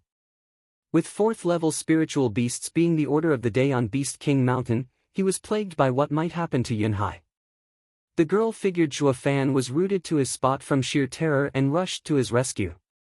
The spiritual beast started laughing at Zhuofan's outlandish reaction. He, I scared the kid witless with my entrance. Perfect, it has been days since my last feast. Roar! The kitty pounced, its maw ready to swallow Zhuofan whole. Zhuofan smiled as his eyes were about to flash the danger away, just as a graceful figure jumped in front and blocked the savage beast. Ding! The girl's bracelet rang melodiously as she faced that savage pair of eyes with her charm. The girl then started moving her waist to the ringing, just like a dance. All the beast could do was gawk in a trance at the dancing girl. Zhuofan was stunned. He never knew you could deal with spiritual beasts in such an outlandish way. Through dancing and soul power, one charmed their opponent. Humans were hardly affected, but spiritual beasts with their tiny minds gobbled it up on the spot.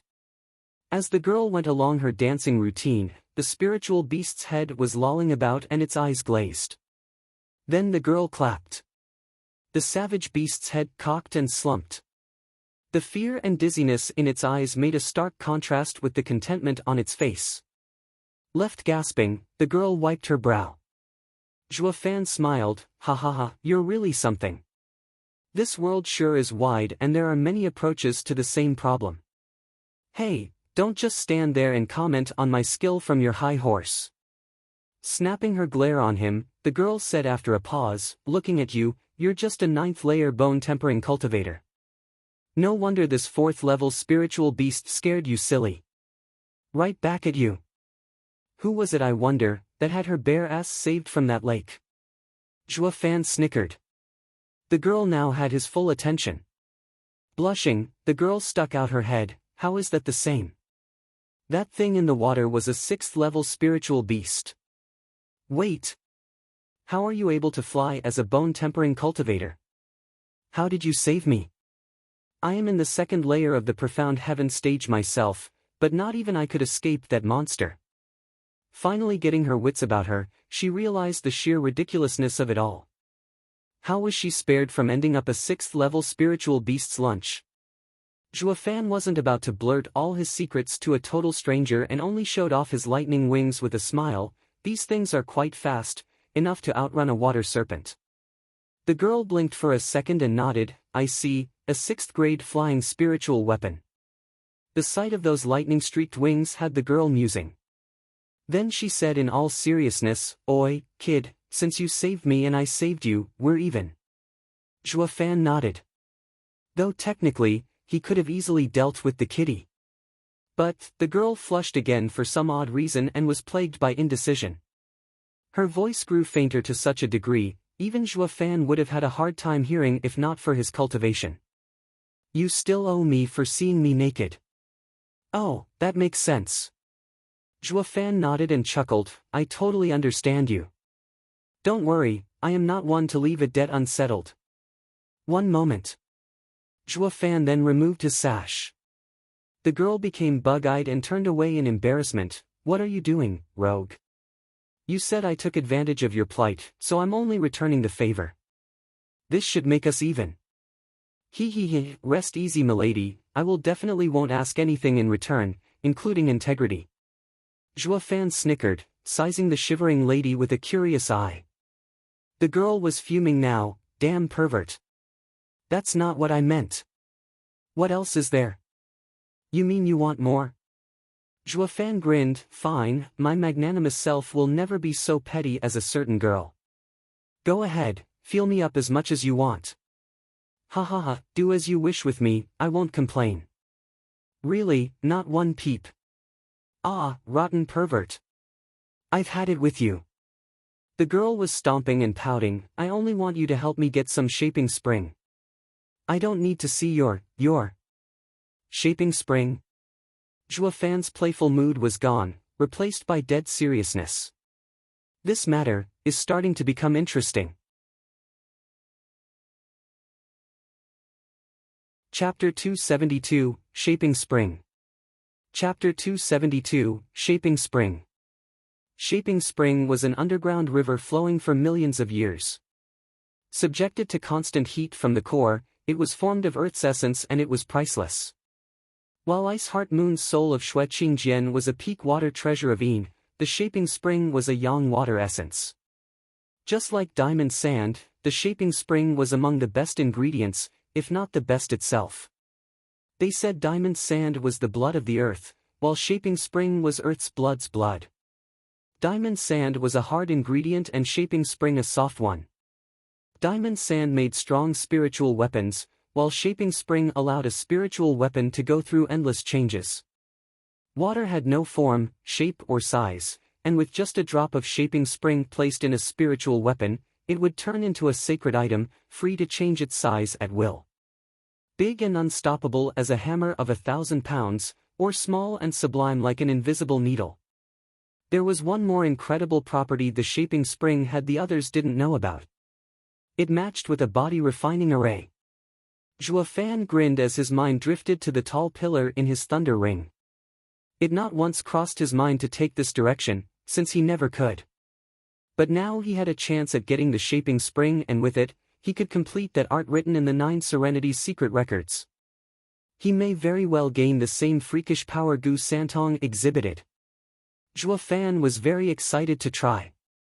If he could get his hands on the same power that made Gu Santong invincible in Tianyu, then the father and son pair, but not even his imagination could fully grasp the extent of such power. The danger of achieving such a godly refinement was thousands of times greater than when he refined his body with diamond sand. Hesitation had him for a second, but he shook his head clear. There's no time to delay. That thought comes after I can get it. Then his trademark evil smile graced his face once again. Miss, what would you have me do? The girl eyed him skeptically. Why is this punk so warm all of a sudden? Odd. But taking a look at Zhuofan's cultivation in the bone-tempering stage, her worries were put to rest. What could a 9th layer of bone-tempering stage possibly do when he only had a 6th-grade spiritual weapon built for speed?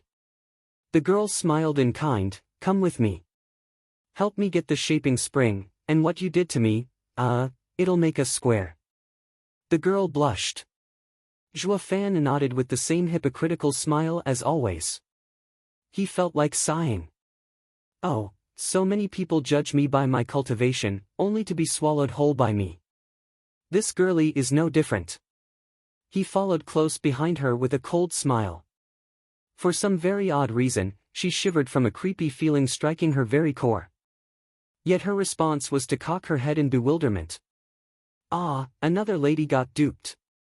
The duo soon arrived at the edge of a lake. Zhuofan's eyes trembled. Isn't this the same lake I saved her from? The girl smiled. Hey, do you know why I was in danger last time? Do you even need to ask? Bathing in some else's home is the same as taking a leak in it. If I was that water serpent, I'd swallow you in one gulp too. Zhuofan said sagely. Blushing, she seethed, what bathing? Who would do that in such a dangerous place? Where do you come up with all these dumb conclusions? What else is there? Weren't you going all natural when I got you out? Zhuofan scratched his nose.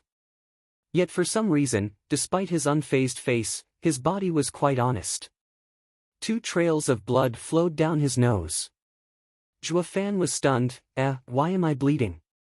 The girl was flushed and smacked his head in resentfulness. Stop having errant thoughts or I what? Make me bathe naked for you to look? Zhuofan snorted. The girl was stomping in anger, red as a tomato. Why was she so unlucky to meet this creep? Then again, only by working together with this creep could she get the Shaping Spring, and she sighed. She reined in her indignation and turned grave. Do you see that cave across the lake? Zhua Fan followed her fingers to see endless fog surrounding a mountain. There was also a faint image of a man-sized cave entrance at its foot, half of it submerged in water. Zhua Fan nodded. What of it? That is the serpent's cave. The girl said. Zhua Fan asked, how? That thing was 500 meters long. The cave is too small for. Zhua Fan's eyes jumped. The girl giggled and made good use of this rare chance to mock him. He, you're not as dumb as you look. Yes, that serpent is definitely eating the shaping spring. It allows it to change its size and enter that cave. What makes you so sure shaping spring is in there? Perhaps the venomous serpent ate it somewhere else, or maybe it's in the middle of eating. Zhua Fan frowned. Whoosh! With a flash of light, a golden-tailed carp jumped in front of him, splashing his face with icy cold water. The girl giggled, reveling in his misery, content she finally managed to get some retribution. Zhua Fan wiped his face, uncaring that she did it on purpose. I see.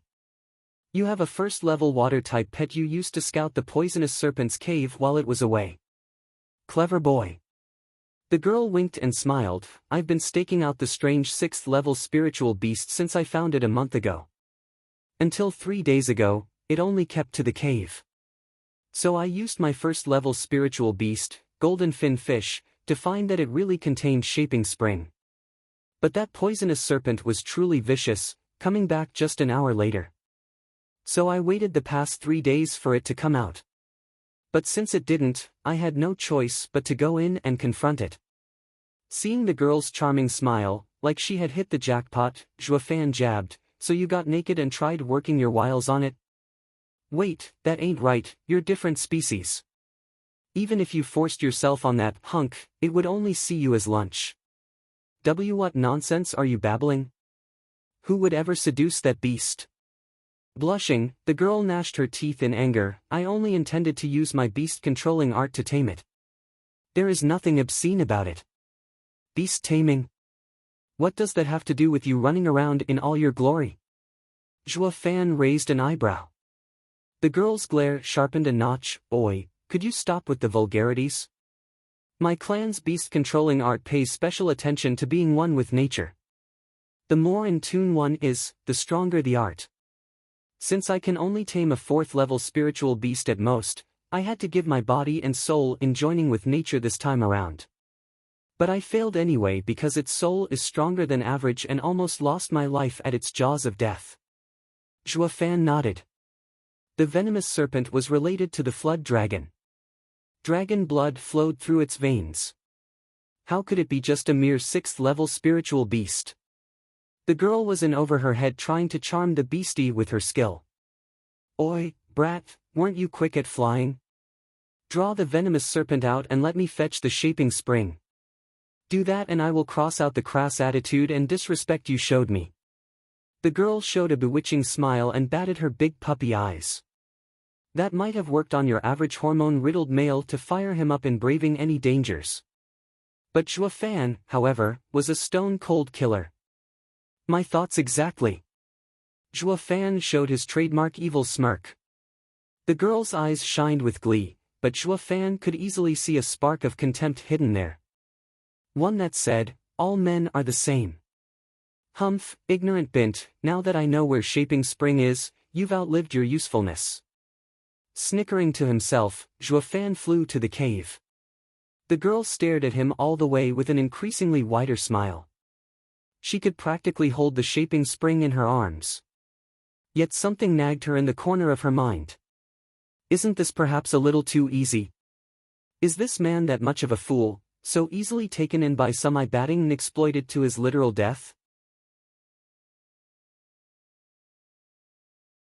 Chapter 273, Great Hall. Chapter 273, Great Hall. Bang! Zhua Fan pummeled the entrance wall. The gonging sound was eerily similar to someone knocking on a metal door. The girl looked on dazed, from a very safe distance. This punk has nerves of steel, I'll give him that. Or is he plain indifferent to the 6th-level spiritual beast just waiting for him inside? Speaking of his insensitivity, was he that easily taken in by my charm? The girl looked at him closer. something isn't right here. Splash! Then, the sound of water was heard and a meter-long water serpent swam out of the cave. It shook as its body expanded. It was back to its 500 meters long size in a blink, which created a huge splash as he hissed at the two humans. Hiss! The stench licked his cheek and Zhuo Fan clutched his nose as he sized the snake. This guy ate shaping spring all right. The girl was waving her hand down yonder in panic.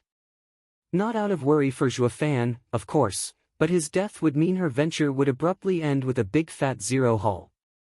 Why is this brat just standing there? Is he scared shitless? God damn it, why did I fail when I'm so close? The girl gnashed her teeth in annoyance. The venomous serpent thought the same, laughing out loud and looking with contempt. This brat must be so naive to knock at my home. Now that he has basked in my royal glory, he's scared witless. Ha ha ha, it's only natural. Even I am in awe of my glorious self most of the time, ha ha ha. Glancing at the delusional snake and its wagging tail, Zhuo Fan could read him like a book. He grinned as he simply flew inside the cave. Guard this place and don't come in without my say. Zhuo Fan belittled this useless thing and just waltzed in. The venomous serpent was out of it from shock.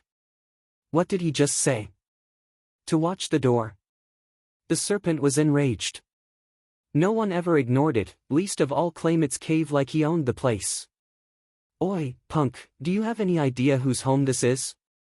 Do you have a death wish? Hiss. The venomous serpent got closer to Zhuo Fan and hissed in his face. Covering him in drool, it hoped to knock some sense into him with its almighty majesty. The girl was soaked from fear. Run, you fool. Yet Zhuo Fan only had disdain in his eyes. He wiped the drool from his face, and glared, behave. The venomous serpent almost spat blood. It had never met someone so full of themselves to ignore it and even belittle it. It was royally pissed. The girl was scared witless. You behave, brat. You're pissing it off by telling it to watch the door. I get you want to die, but could you at least do it down yonder? Some of us still need to get in, you know. The guy's brains are on the fritz. She sighed. She could practically see the kid torn into pieces by the angry venomous serpent. And that was what the serpent was about to do. Holy friggin' balls. I've seen many dauntless, but none so boneheaded to not even care for their lives. They look for death or, better yet, they deserve death with such an idiotic stance. You're dead meat, so cut the act. Humph, as you wish, this king will send you off. Licking its sharp fangs, the venomous serpent hissed and went on to swallow him whole. With how the red mouth was covered in poison, Zhuo Fan would find himself melting the instant he touched it. The girl closed her eyes and looked away. She couldn't bear the horror that followed. Yet Zhuo Fan was cool as a cucumber as the azure flame flashed in his eyes. Hum. A ripple racked the venomous serpent. Scared, the huge serpent froze in its place. He was soaked in sweat, even as his maw was right on top of Zhuo Fan, with fangs bared and all. And yet he just didn't chomp. The look in Zhuo Fan's eye got him so terrified, it started shivering. You're so feisty to not listen when you're ordered. Zhuo Fan shook his head as he went in like he owned the place. Leaving the venomous serpent behind like a statue, scared and dumbfounded. What power was that? The serpent's heart was frantic. Spiritual beasts cared a lot about levels, more than the strength even. A 6th-level spiritual beast's pup was no stronger than a 3rd-level spiritual beast, but no 4th-level spiritual beast would dare attack it. It was their inborn majestic aura doing its thing. No low-level spiritual beast messed with a higher one, ever. It was etched in their bones, blood, and the like. As a 6th-level spiritual beast, it was invincible here. A king lording over the masses. It had the right to pick on others, not the other way around. But it finally got his due in the form of Zhuo Fan. The guy flexed his power for a blink and scared the living daylights out of the snake. It had no clue what level of spiritual beast that power was equivalent to, but its blood told him to surrender and lay down all hostilities against Juefan. Damn it all to hell. What was that? He held such power that it made even a 6th-level spiritual beast shake in its own skin. What savage beast could have such power? And why is it with a human? Is he perhaps a dreadful beast's young? The venomous serpent was sweating buckets. It was just like a beggar meeting an emperor, with only obedience in his heart. If it was told to guard the door, that was what it'd do. What was so bad about it anyway? It went to such an extent that the snake swam out of the cave and didn't even have the gall to look behind him. While the girl who had struck Juefan off as a dead man, sneaked a peek all this time and was now dumbstruck. What the hell? Since when were vicious venomous serpents so meek? It's not only not entering the cave, but was even posing as a damn watchdog. How in bloody hell did a bone-tempering cultivator do this? Does he also have a secret beast-taming art? The girl cocked her head, glancing at Juefan going further in with amazement and more than a little curiosity. This brat isn't as dumb as he looks. He may very well not have needed my help with the 4th-level spiritual beast as well. Wait, if he's so strong and all, why is he hiding it? Is he planning to take it all for himself? The girl panicked and stomped in anger. Her wish to go in there herself was curbed by the venomous serpent guard at the door.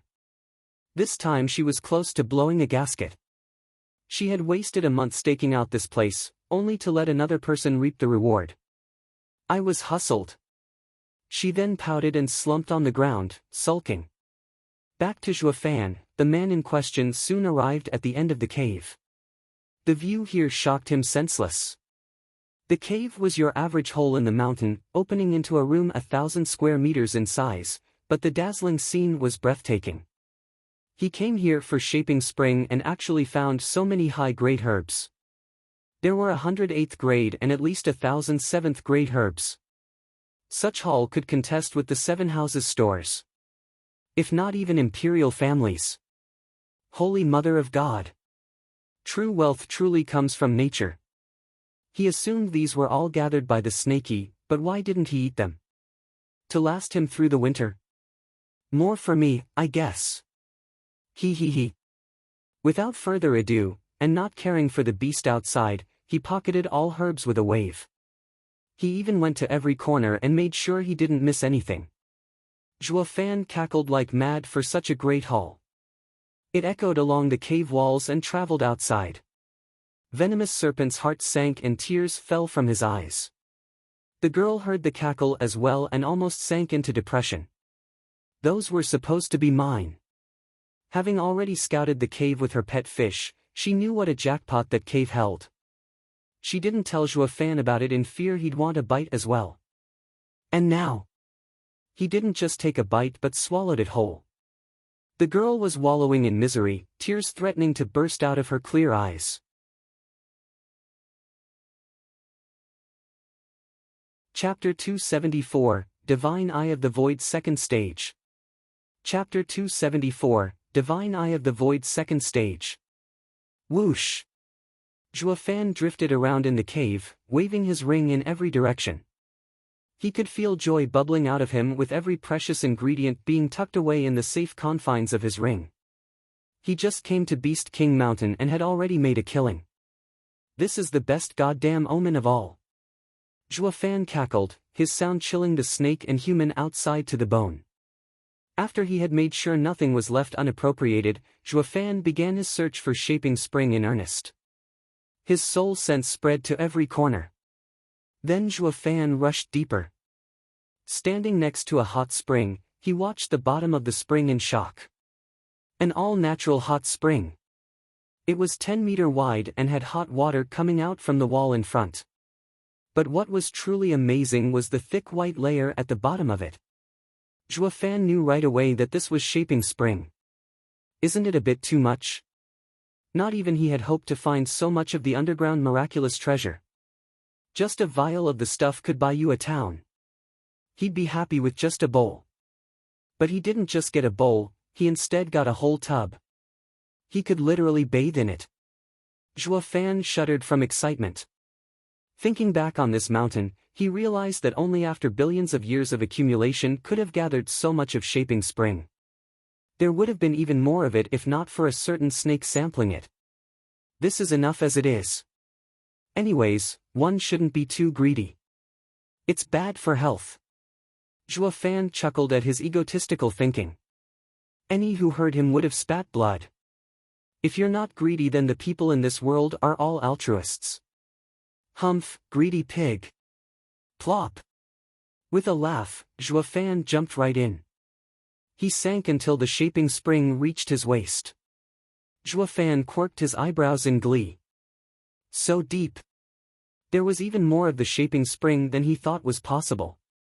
Zhua Fan went right down to business, taking out bottles and filling them with the stuff before throwing them into his ring. Zhua Fan's face always sported that dumb grin throughout this ordeal, smiling from ear to ear. I hit pay dirt coming to this Beast King mountain. It's totally worth it even if I don't get that brimming sacred pill. Ha ha ha. Zhua Fan's laughter echoed throughout the cave. Bam! While he was hauling his booty, he touched upon something. It didn't sound like a rock, but something hollow. He groped around blindly before taking out a blue vial. Zhua Fan looked at it curiously. Why is there a vial here? Is collecting baubles another one of the serpent's hobbies? But the writing on it left him stupefied. My luck can't be that good, right? Did I actually stumble upon a brimming sacred pill? Yes, sir, the vial had those exact words on it. The cap even had a seal on it to not leak its fragrance and attract spiritual beasts. Zhua Fan started flipping it. Fong Qiubai threw 5 such pills into Beast King Mountain at the start. This one must have flown through an underground river and chanced upon this place, with the snake totally oblivious of it. Zhua Fan sighed, I'm so lucky even I'm scared. The odds of finding a brimming sacred pill among shaping spring was a true close to 0 chance. But was he one to waste such an opportunity? Hell no. He threw it in his ring and resumed hauling his loot. It took him half a day of grueling work to capture it all, down to the last drop. The venomous serpent outside was swimming around, peeved. Just what are you doing in my home? Couldn't you at least leave some for me? Wah! Uncaring and unfeeling for the heartbroken snake outside, Zhua Fan had no idea about the meaning of restraint. He took one last look at the spotless walls, and nodded in satisfaction that he didn't miss anything. Woe was the poor snake. It was now a millionaire turned pauper, wrung dry by Zhua Fan. If it had only seen this spotless place, it'd be crying his lungs out. Not that the greedy Zhua Fan ever cared, mind you. Zhua Fan now took his time to inspect the brimming sacred pill. He uncapped it and swallowed it. With enemies coming out at every turn in the esoteric debate, he was hard-pressed to find such leisure again, giving him enough time to refine the pill. It'd be best to stay in here, under the snake's watch and grow stronger. Boom! An explosion of soul power happened the instant he swallowed it. As if a sea was unleashed in his head, his mind threatened to burst. Zhua Fan never thought the pill would be so outrageously strong. Finding it painful even for him to absorb such a vast amount. Nevertheless, he was happy as he channeled it into his right eye. With his soul at the radiant stage, increasing it a few more times would hardly help him in this battle. His focus was on reaching the divine eye of the void's second stage with the help of the brimming sacred pill. The first stage had incredible power and made him practically invincible, but the second stage was even more so, as it covered his deadly weakness. His victory in this final battle solely rested on it. Zhua Fan's right eye burned hot as the golden ring in it flickered. Slowly, a second golden halo came into existence beyond the first. Even if blood spilled from his eye, even if the pain was excruciating, he braced for it and remained staunch. If he hadn't missed his chance in Dragon Cloud City, it wouldn't have been such an ordeal. But now, forced by circumstances, he chose to power his way through, multiplying his agony instead. He couldn't even spare the attention to care though. Even as he bled from his eye, even as he was soaked in sweat, he still remained firmly seated on the ground. Over the next couple of days, Zhua Fan was in constant frown and veins bulged on his forehead. He was still suffering through the pain and felt the breaking point drawing ever nearer. He reached his limit on the afternoon of the third day. He was teetering on the edge, just as the second halo formed in his right eye. An invisible wave shot to the skies the next moment. A simple glare actually made a small hole straight through the whole 500-meter-tall mountain above him like it was nothing. The bright sky, the warm sunlight, passed through it and shined upon the gleeful Zhuofan. He was spent and weary, but thrilled. Divine Eye of the Void second stage, Void Annihilation. The power to break through any space. Even trapped in an array or space, he'd now have no problem blowing his way out, all thanks to a little help from something called Divine Eye of the Void second stage. Ha ha ha, awesome! I am truly invincible now. Zhuofan cackled, but fell the instant he tried getting up. He guessed that he would have to wait as tending to his soul came first. A great deal of his soul power was used on breaking through, and it was now time to use the rest to cultivate. So he sat cross-legged again. The next day, his soul spread around and found everything to be far clearer. He realized the range had increased to 2 miles and flew out of the cave. He had struck the motherlode coming to Beast King Mountain. Whoosh! Shooting out of the cave with a thunderclap, he ignored the snake and took to the skies. With his nemesis finally out, the venomous serpent shrank his size and entered the cave. The empty and spotless place left him wailing in rage. The hoard he grew throughout his life was gone, just like that. Even Shaping Spring was picked clean. He licked the hot spring and found not a drop remaining. The snake wailed, "He is worse than a bandit." But then he noticed the bright sky above and almost fainted from anger. Blast it all to hell. Have you no restraint? You already cleaned me out and now you go as far as punching holes in my home? What did I ever do to you? Wah!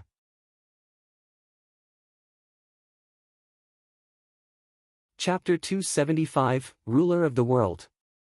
Chapter 275, Ruler of the World. Whoosh! Thunder cracked across the bright sky, announcing Zhuofan's lightning-fast flight, his face pleased as punch. What was that saying? One good deed deserves another. Yeah, that's the one. I saved that annoying lass, and nature replied in kind from her bountiful bosom. I'll have to rethink my approach and spread kindness from now on, ha ha ha. Zhuofan cackled. Then he spotted the same girl not far ahead. She figured he was going to take off and waited for him outside. Oh, miss, do you need something? Zhuofan raised an eyebrow. Fuming mad, she said, hand it over. Hand what over? Zhuofan played dumb. The girl barked, Shaping Spring and those herbs. Think I am so stupid not to realize what you've been doing in there? But I am a woman of morals, so I won't bicker. According to the laws of the cultivation world, half belongs to me by right. Bint, no can do. Zhuofan shook his head. You said giving you half is fair, but why would I ever do that? The lady played the kicked puppy card, but I found it. First come first serve. If it weren't for me, you'd never get them. So give me my fair share. The girl panicked. Zhuofan smiled, did you forget I saved you? To repay me you showed me the treasury. Now we're even, but bye. Zhuofan left laughing, but the lady blocked him again with a snarl, you damn bastard. Out of respect for saving me, I wasn't going to argue with you and split the haul evenly. But you just don't know when to quit. Her second layer of profound heaven cultivation exploded, glaring at Zhuofan with the clear intent to fight him over it. Zhuofan yawned, Missy, power isn't always limited by cultivation stages. Once we fight, your hopes are dashed. Humph, damn egomaniac, enough bluffing. You may have subdued the 6th level spiritual beast, but I'm no spiritual beast. I also know taming arts and they only work on spiritual beasts. Stop trying to scare me, it ain't going to work. She then punched straight for Zhuofan's face. The fierce power of the fist came barreling down towards him, backed by her second layer of profound heaven cultivation. It had no effect on Zhuofan, however, still calm and uncaring as he vanished. The girl was left speechless. The next second she found her wrist yanked behind her back. Ah! She then started crying from pain. Why, you're breaking my arm. Let go. Zhuo Fan shook his head and let go. She jumped 10 meters away and looked at him perplexed. How did he do that? He was clearly in the 9th layer of bone tempering stage, yet overpowered a 2nd layer of profound heaven cultivator in both power and speed. She felt like a mouse in the claws of a hawk. This doesn't make sense. It's too damn freaky. Only now did she recall Zhuo Fan's words. This guy is a bloody monster. The girl gnashed her teeth and a flick of the hand revealed 3 roaring 4th-level spiritual beasts ready to pounce at Zhuo Fan. Zhuo Fan raised an eyebrow curiously. You're not half bad, I'll give you that. You don't see that every day, a lady having 3 4th-level spirit animals. He, scared? She stuck her chin out in her boasting. Let me tell you, I have a dozen spirit animals, but these 3 are my most cherished ones and they even know how to fly. I would have drowned you in my spirit animals if we were on the ground instead. Zhuo Fan looked at her oddly. Most people in Tianyu focused on personal power, with hardly any interest in rearing beasts. That made spirit animals a rarity. You were hard-pressed to find even high-stage experts having one. But this girl here was quite average in cultivation yet had over 10 spirit animals. It was Zhuo Fan's first time meeting someone who specialized in rearing beasts.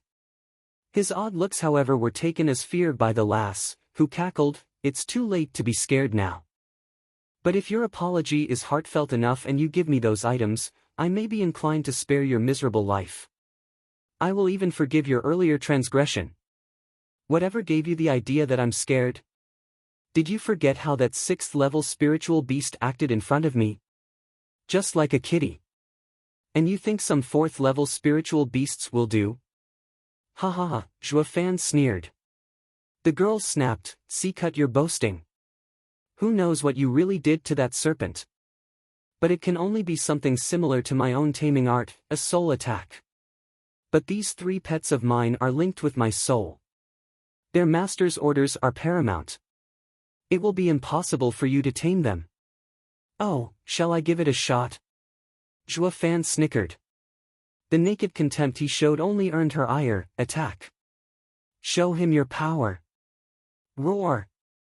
The 3 beasts were extremely loyal, jumping on Zhuo Fan the moment they were given the go signal. Yet nothing could unnerve Zhuo Fan. The 3 were right on top of him, ready to tear him to pieces when his eyes flashed azure. And, just like the 6th-level spiritual beast before, the 3 pets froze and started sweating like pigs. "Mommy! Who the hell is this big shot? Why is he so scary?" Without further ado, the scared witless beasts bolted with tail between their legs, swift as the wind. It took a long time for the truth to worm itself into the girl's mind, sheer absurdity of it all. She then shouted for her pets to come back. But would they listen? What master's orders were paramount? Life was infinitely more precious. Blast it, is the master's brain on the fritz? Why would we ever face such horror? To die?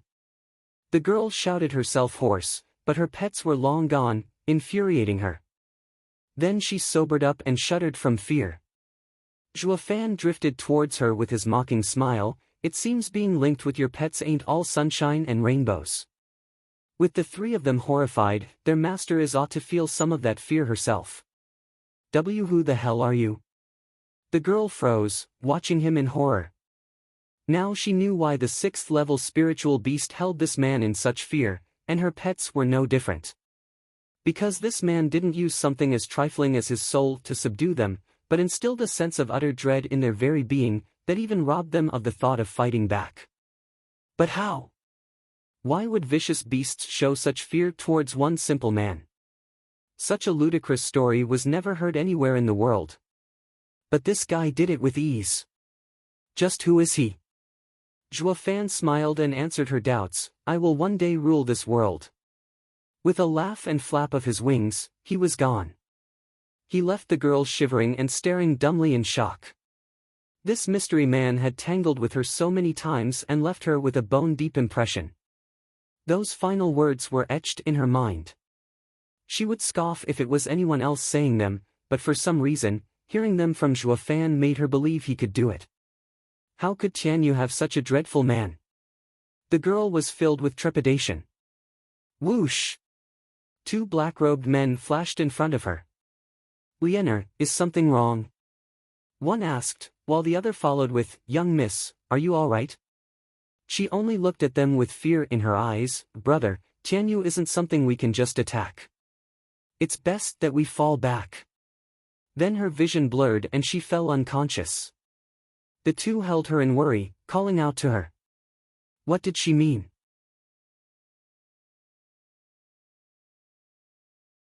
Chapter 276, Plight. Chapter 276, Plight. Young chief, young miss is only shaken up. You don't need to worry. The night sky was brightened by the moon's glow and dazzling stars. In a dusky cave crackled a bonfire, shining its light onto the 100 black-robed figures, all with heads down and in solemn silence. A white-mustached old man glanced at the girl resting near the fire with a youth at her side. The youth asked, She is in extreme shock, but why? I've known my sister for all my life. She grew among spiritual beasts and is very brash. Just what could have scared her so much? Well, the old man frowned, then sighed, It is different for everyone. I am sorry this old man can't be of any help. The youth sighed and waved the old man away. It was now that the resting girl's eyes fluttered and she said weakly, Be brother.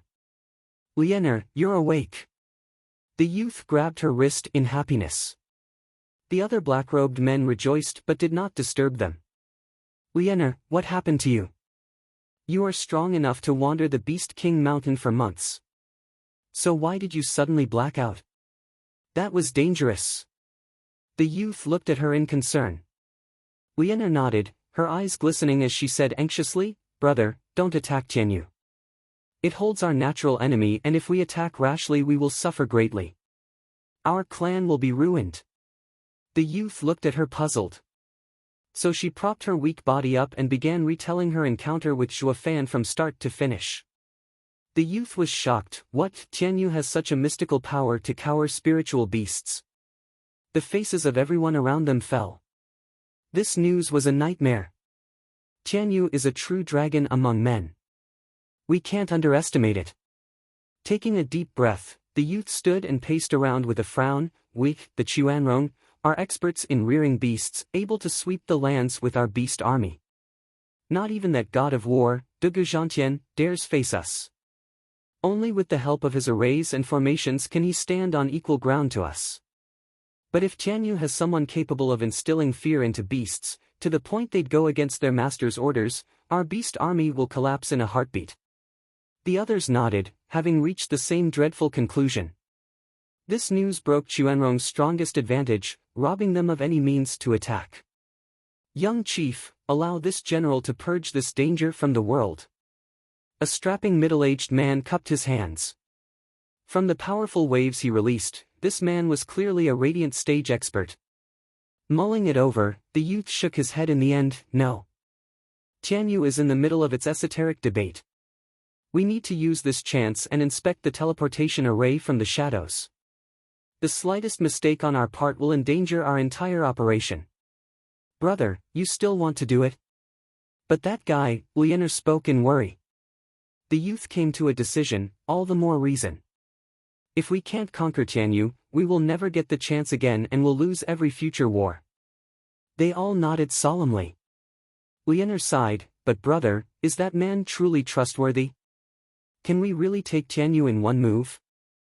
Ha ha ha, Lianer and everyone needs to relax. There is no better spy in Tian Yu than that man. The youth cackled. As if the world was his oyster. Back to Zhuo Fan, he was still flying among the clouds in search of Luo Yunhai and the rest. Suddenly, his nose twitched and he changed directions. Blood! Whoosh! Zhuo Fan landed near a river soaked in blood and bodies coming from upstream. The wounds on the bodies clearly showed they were man-made. A great battle must be underway upstream and he rushed to investigate. His discerning field was strong enough to scout 2 miles ahead in great detail. He could even see what was behind those 2 mountains in front. Zhuo Fan bypassed them with his senses and saw a great deal of men gathered at the mouth of a valley.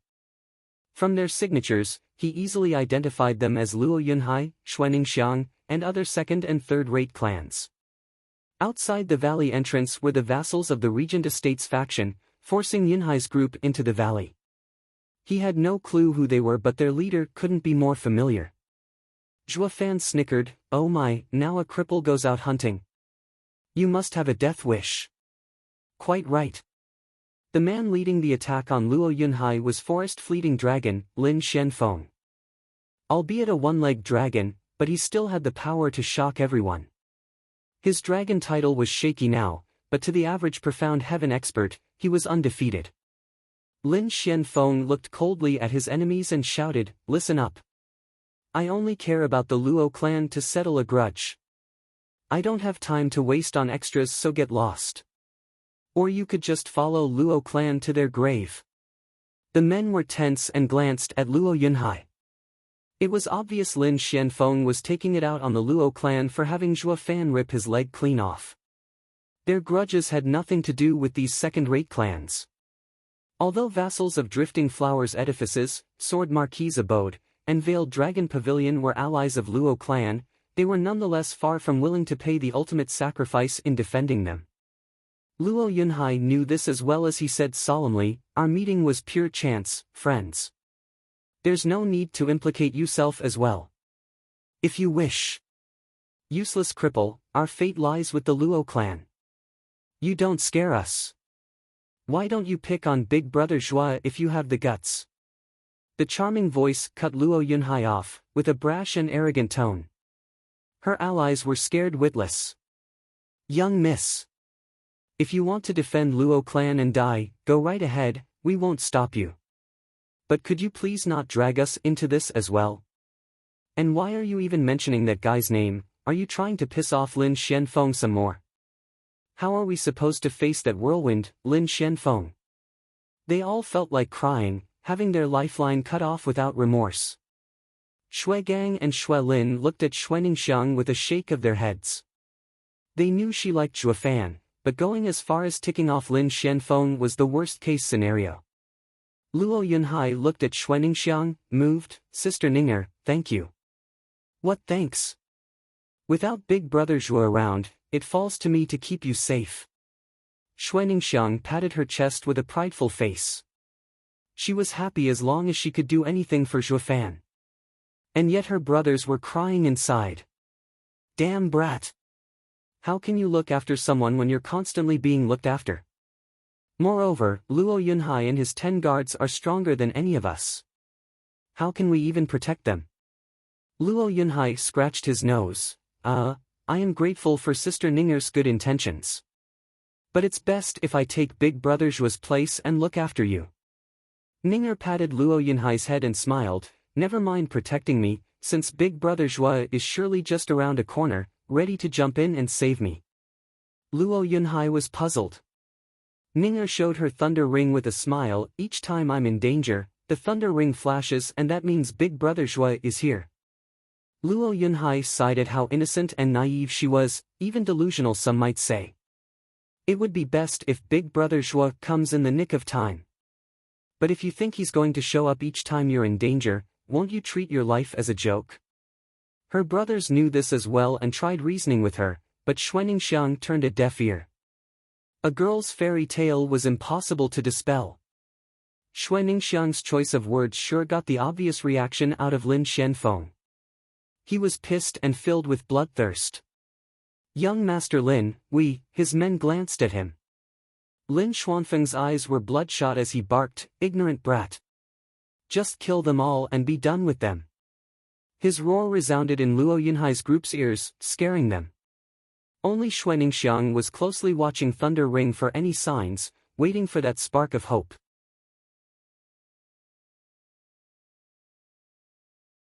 Chapter 277, Breakout. Chapter 277, Breakout. Kill! The war cry signaled the enemy's charge into the valley entrance. The thick bloodthirst in the air was that from a stampede of enraged bulls. The pressure was too great even for a profound heaven expert to hold on, making it harder to breathe. They all turned pale as paper. Not only was the enemy outnumbering them many times over, but they even had the strength advantage. How were they going to come out of this one? Even Luo Yunhai, who alongside the 4 tigers saw charging armies on an almost daily basis, was affected. Their side was at a gross disadvantage. Be it in terrain or numbers, none of it worked in their favor. In war tactics, this situation could only be overcome by forcing one's way through if one wanted to get out alive. His jaw set, Luo Yunhai turned to his side teetering on the verge of collapse and shouted, "Everyone, don't all of you have someone here you wish to protect?" That caught their attention. Luo Yunhai's eyes flashed. "They may outnumber us, but they are rabble. I can help you get your loved ones out safely. They will be in the center while we form a circle around them as we break out of the enemy attack. We will likely lose our lives, but our loved ones will have the highest chance at survival." The dead eyes of his group finally sparked with a glimmer of hope. "Brother, go in the middle, I'll protect you." "Foolish child, I'm the big brother, how can I let you give your life for me? It is my duty to keep you alive." "Brother," the younger brother's eyes glistened. "Sister, stay close to the center and don't fall behind."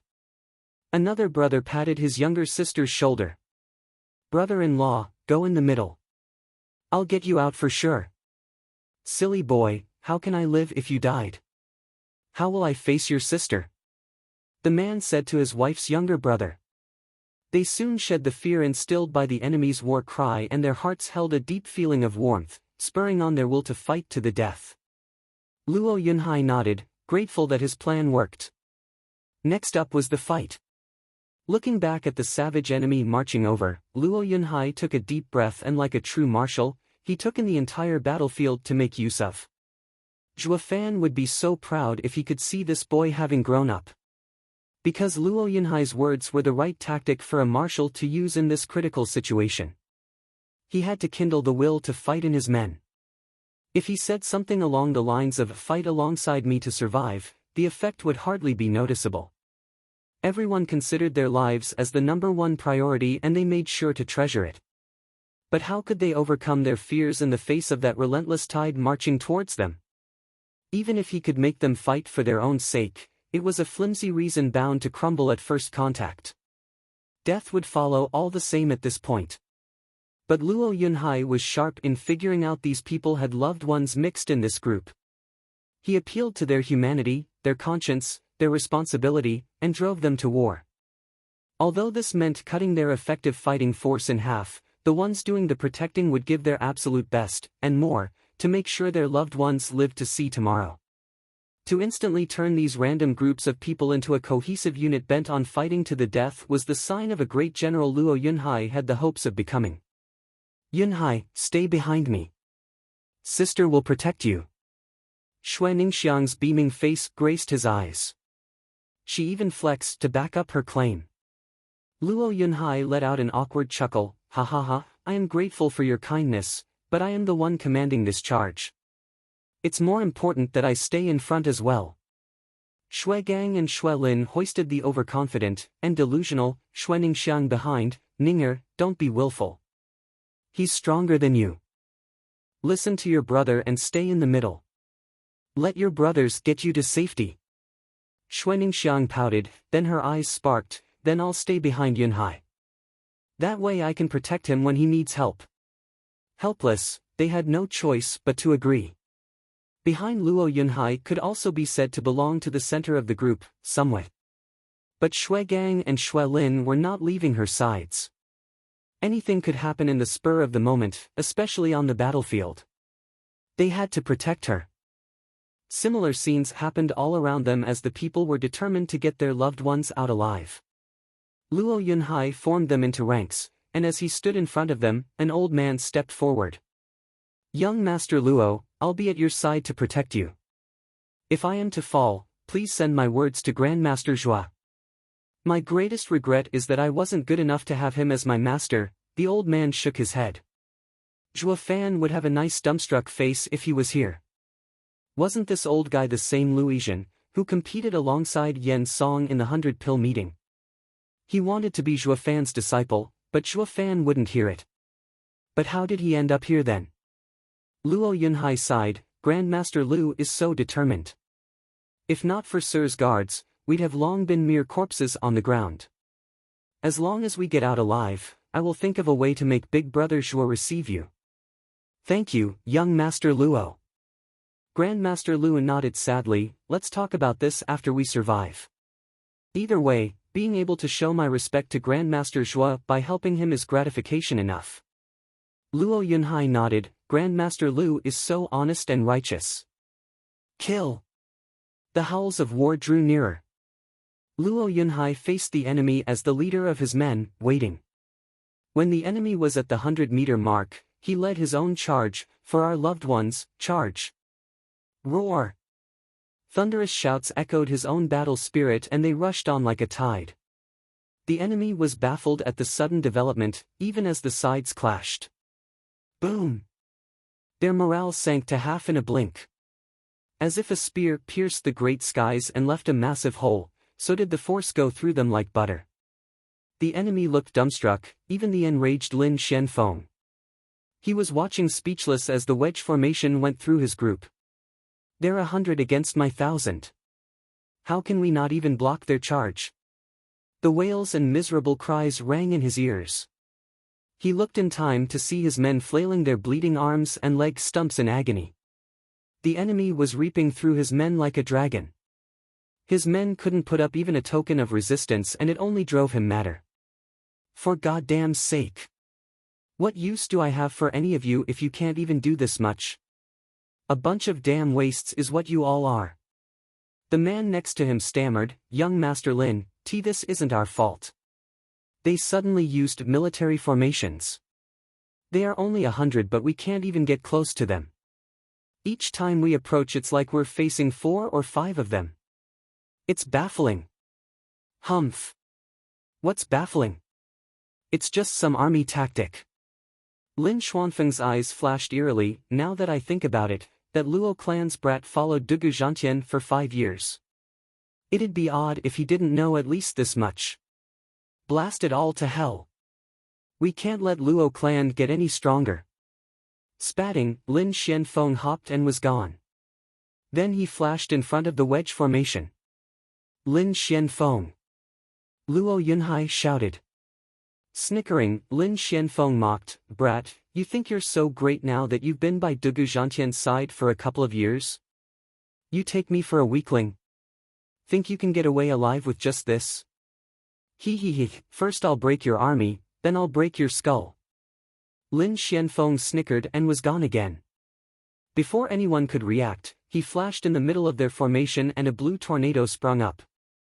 It grew until it swallowed them all, careening them into the air and breaking the formation. Luo Yunhai looked up from the ground in shock. Even after Zhuo Fan ripped his leg off, Lin Xianfeng had the power to face so many people. He really was one of the 6 dragons and 1 phoenix, forest fleeting dragon. He broke their formation and flung them scattered among the enemy. They were doomed. Luo Yunhai's heart sank, his final hope leaving him.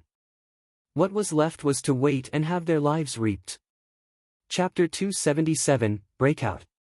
August 3, 2021. Index, Patreon. Elite Coder. Kill.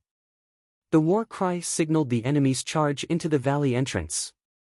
The thick bloodthirst in the air was that from a stampede of enraged bulls.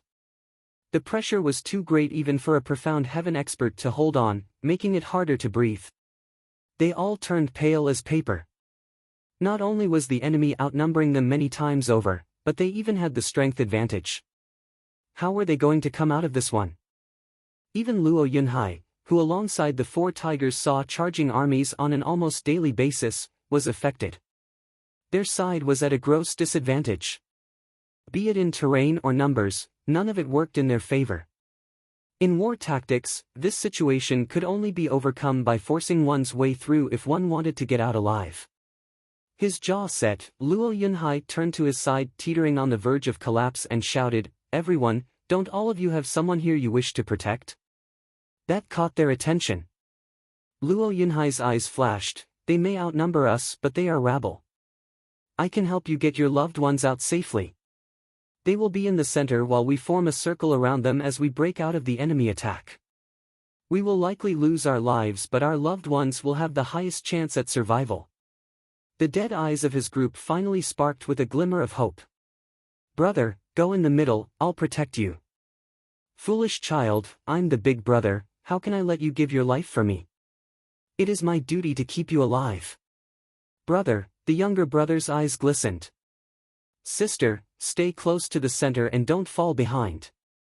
Another brother patted his younger sister's shoulder. Brother-in-law, go in the middle. I'll get you out for sure. Silly boy, how can I live if you died? How will I face your sister? The man said to his wife's younger brother. They soon shed the fear instilled by the enemy's war cry, and their hearts held a deep feeling of warmth, spurring on their will to fight to the death. Luo Yunhai nodded, grateful that his plan worked. Next up was the fight. Looking back at the savage enemy marching over, Luo Yunhai took a deep breath and, like a true marshal, he took in the entire battlefield to make use of. Zhuo Fan would be so proud if he could see this boy having grown up. Because Luo Yunhai's words were the right tactic for a marshal to use in this critical situation. He had to kindle the will to fight in his men. If he said something along the lines of "fight alongside me to survive," the effect would hardly be noticeable. Everyone considered their lives as the #1 priority, and they made sure to treasure it. But how could they overcome their fears in the face of that relentless tide marching towards them? Even if he could make them fight for their own sake, it was a flimsy reason bound to crumble at first contact. Death would follow all the same at this point. But Luo Yunhai was sharp in figuring out these people had loved ones mixed in this group. He appealed to their humanity, their conscience, their responsibility, and drove them to war.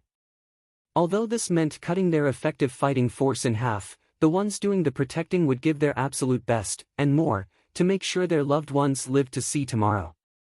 To instantly turn these random groups of people into a cohesive unit bent on fighting to the death was the sign of a great general Luo Yunhai had the hopes of becoming. Yunhai, stay behind me. Sister will protect you.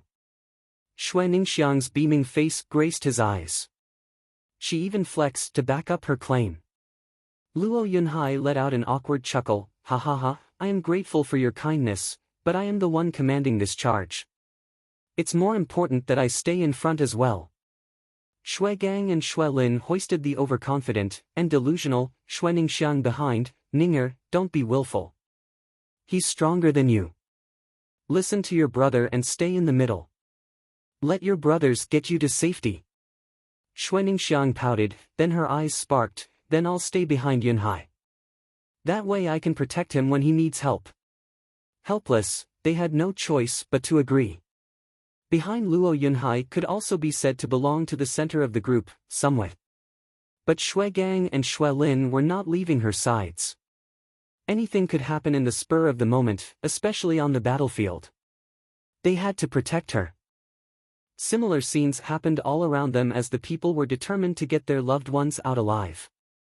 Luo Yunhai formed them into ranks, and as he stood in front of them, an old man stepped forward. Young Master Luo, I'll be at your side to protect you. If I am to fall, please send my words to Grandmaster Zhua. My greatest regret is that I wasn't good enough to have him as my master. The old man shook his head. Zhua Fan would have a nice dumbstruck face if he was here. Wasn't this old guy the same Lu Yizhen, who competed alongside Yen Song in the 100-pill meeting? He wanted to be Zhua Fan's disciple, but Zhua Fan wouldn't hear it. But how did he end up here then? Luo Yunhai sighed. Grandmaster Lu is so determined. If not for Sir's guards, we'd have long been mere corpses on the ground. As long as we get out alive, I will think of a way to make Big Brother Zhua receive you. Thank you, young Master Luo. Grandmaster Lu nodded sadly. Let's talk about this after we survive. Either way, being able to show my respect to Grandmaster Zhua by helping him is gratification enough. Luo Yunhai nodded. Grandmaster Lu is so honest and righteous. Kill! The howls of war drew nearer. Luo Yunhai faced the enemy as the leader of his men, waiting. When the enemy was at the 100-meter mark, he led his own charge, for our loved ones, charge. Roar! Thunderous shouts echoed his own battle spirit and they rushed on like a tide. The enemy was baffled at the sudden development, even as the sides clashed. Boom! Their morale sank to half in a blink. As if a spear pierced the great skies and left a massive hole, so did the force go through them like butter. The enemy looked dumbstruck, even the enraged Lin Xianfeng. He was watching speechless as the wedge formation went through his group. They're 100 against my 1,000. How can we not even block their charge? The wails and miserable cries rang in his ears. He looked in time to see his men flailing their bleeding arms and leg stumps in agony. The enemy was reaping through his men like a dragon. His men couldn't put up even a token of resistance and it only drove him madder. For goddamn's sake! What use do I have for any of you if you can't even do this much? A bunch of damn wastes is what you all are. The man next to him stammered, "Young Master Lin, this isn't our fault. They suddenly used military formations. They are only 100 but we can't even get close to them. Each time we approach it's like we're facing 4 or 5 of them. It's baffling." Humph. What's baffling? It's just some army tactic. Lin Xuanfeng's eyes flashed eerily. Now that I think about it, that Luo clan's brat followed Dugu Zhantian for 5 years. It'd be odd if he didn't know at least this much. Blast it all to hell. We can't let Luo clan get any stronger. Spatting, Lin Xianfeng hopped and was gone. Then he flashed in front of the wedge formation. Lin Xianfeng! Luo Yunhai shouted. Snickering, Lin Xianfeng mocked, "Brat, you think you're so great now that you've been by Dugu Zhantian's side for a couple of years? You take me for a weakling? Think you can get away alive with just this? He, first I'll break your army, then I'll break your skull." Lin Xianfeng snickered and was gone again. Before anyone could react, he flashed in the middle of their formation and a blue tornado sprung up. It grew until it swallowed them all, careening them into the air and breaking the formation. Luo Yunhai looked up from the ground in shock. Even after Zhuo Fan ripped his leg off, Lin Xianfeng had the power to face so many people. He really was one of the 6 dragons and 1 phoenix, forest fleeting dragon. He broke their formation and flung them scattered among the enemy. They were doomed. Luo Yunhai's heart sank, his final hope leaving him. What was left was to wait and have their lives reaped.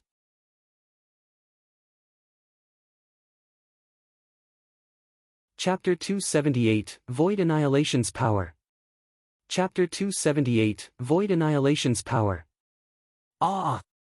The cries of agony pierced the skies as the enemy began its slaughter. With their formation broken and outnumbered 10-1, their hopes of surviving were dashed. Just like a mouse squeezed around by a mighty dragon. Their will to fight had collapsed, replaced by utter despair. Luo Yunhai gnashed his teeth and got onto his feet. He wanted to reorganize his ranks. He wasn't about to give up as long as there was an inkling of hope. But as soon as he got to his feet, he was kicked flying, with blood flowing from his lips.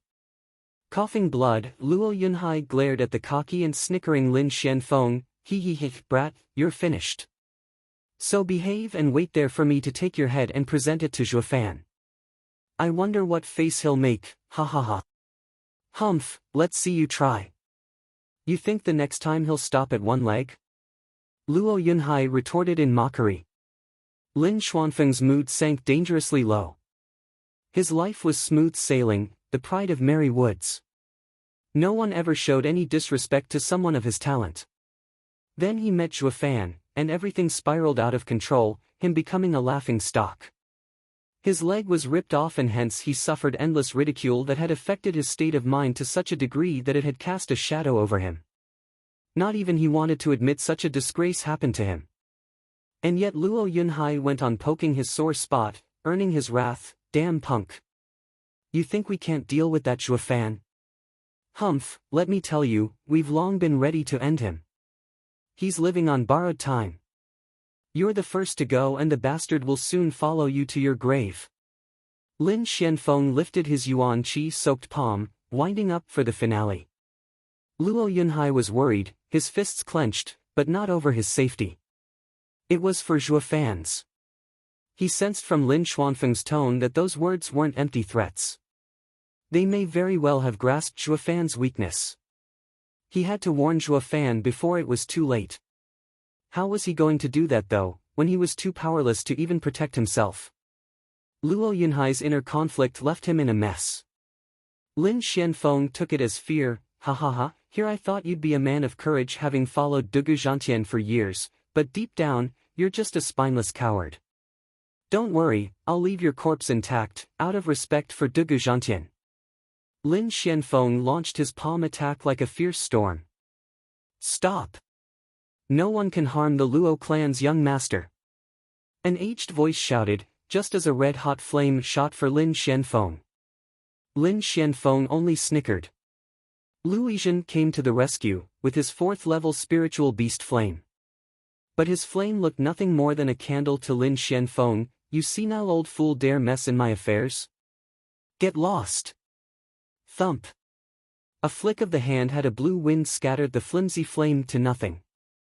Lu Yizhen spat blood and collapsed, pale. Grinning, Lin Xianfeng turned to Luo Yunhai. No one's gonna save you now. Stop! It was a delicate voice this time. Xuaningxiang popped out of nowhere and stood between them. You'll have to go through me first. You again. Squinting, he clearly recalled Xuaningxiang shouting cripple left and right. Humph, don't you worry. Once I'm through with him, you're next. Ninger. Shui Gang and Shui Lin rushed over, but Lin Xuanfeng's flick of the hand left them sprawling and heavily wounded. With a twisted smile, a promise of cruelty that was to come, Lin Xuanfeng's yuan qi exploded, and stay down. Humph, we won't die.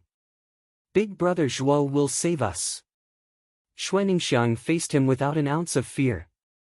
Lin Xianfeng jerked, looking around frantic. Zhuofan, where? Is he close? Xuaningxiang laughed. Ha ha ha, how the mighty have fallen. I knew you're scared of big brother Zhuo. Luo Yunhai shook his head. Apparently, Zhuofan did more than simply pull a leg. He had also scarred the guy mentally. You damn brat dare to lie to me. Zhuofan would never stand still in this situation if he was here. Lin Xuanfeng's anger flared. Two brats got the best of the grand and mighty forest fleeting dragon. They had scared him just by mentioning Zhuofan. He would never hear the end of it if word got out. Lin Xuanfeng's eyes looked at Xuaningxiang with bloodthirst, wishing nothing more than to wring her pretty neck. Blasted bint. You two've been a pain in my rear from the moment we met. Lin Xuanfeng's hand was wrapped in a blue wind and slapped at Xuaningxiang's chest. Luo Yunhai was too hurt to try and stop him. He could only watch the sinister palm inching toward Xuaningxiang's chest. Big brother Zhuo! Xuaningxiang cried, her eyes focused on the dead thunder ring. Then she closed her eyes and prayed for a miracle. Luo Yunhai could only sigh. Zhuofan was no god. It was impossible for him to watch over her around the clock like a guardian angel. Shui Gang and Shui Lin crawled on while bleeding in a desperate attempt to reach her. Why was their foolish sister so zealous in her faith? The last 2 times were sheer coincidences. Zhuofan won't always watch over you when you need him the most. So why are you so stubborn? Lin Xianfeng laughed. Zhuofan won't come brat. Die, ha ha ha. Though clueless, their entire drama was laid before Zhuofan's eyes 2 miles out thanks to his soul sense. He saw how Xuaningxiang and Luo Yunhai were together, and he also saw Lin Xuanfeng's strike closing in on them. Zhuofan's right eye flashed with 2 golden halos and an invisible beam shot out, passing through any and all obstacles, straight for its target. Divine Eye of the Void 2nd stage, Void Annihilation. Whoosh! It shot fast as light, passing through everything like they were nothing. In the middle of the slaughter, a hum became apparent as a sudden hole appeared on the men in its path without any warning. Blood flowed even as the men were oblivious to their doom. It was just too fast, too sudden. Lin Xuanfeng's hand was inches from Xuaningxiang when the hum passed, robbing him of his hand. It left behind a bleeding stump. Lin Xianfeng was too dumbstruck to even react. What was that? Why is my hand gone? He didn't even feel a thing. One moment it was there, and poof, gone the next. It was faster than getting it chopped off. Xue Ningxiang and Luo Yunhai were equally baffled. Lin Xianfeng stiffly looked around to see a line of men with oddly missing parts of their bodies, bleeding out. Looking further, he saw a hole in the valley's side, black as night. Zhuo Fan used void annihilation from 2 miles away to rob his hand and anything in its path. It was an all-powerful ability able to target anyone regardless of distance. Zhuo Fan's enemies would never know rest if they knew he possessed such divine might. Or the moment they dropped their guard, their chest would sport a sudden extra-large hole. Not that Lin Xianfeng knew that. He only looked at the black hole in dread. This is too freaky. What the hell was that? Who could possibly kill so many men in a blink? It even exceeded Forest Fleeting Dragon's reaction and robbed him off his hand. What kind of godly skill was that? In the middle of their shock and despair, Zhuo Fan used his Yuan Qi to shout, "God damn it, Lin Xianfeng! You dare touch my people, you bastard! Don't move a muscle, I'll be right there to rip your head off myself." His yell passed through the black hole and into the valley, so loud it even quaked mountains. It was as if the two mountains spoke. Such awe-inspiring power scared everyone present into freezing and paling. Are the mountains threatening us? Balls! Did our battle wake up a local god? Only Lin Xianfeng recognized the voice. He shook like a leaf. He would never forget the owner of that voice in his life, the same soaring demonic dragon who ripped off his leg.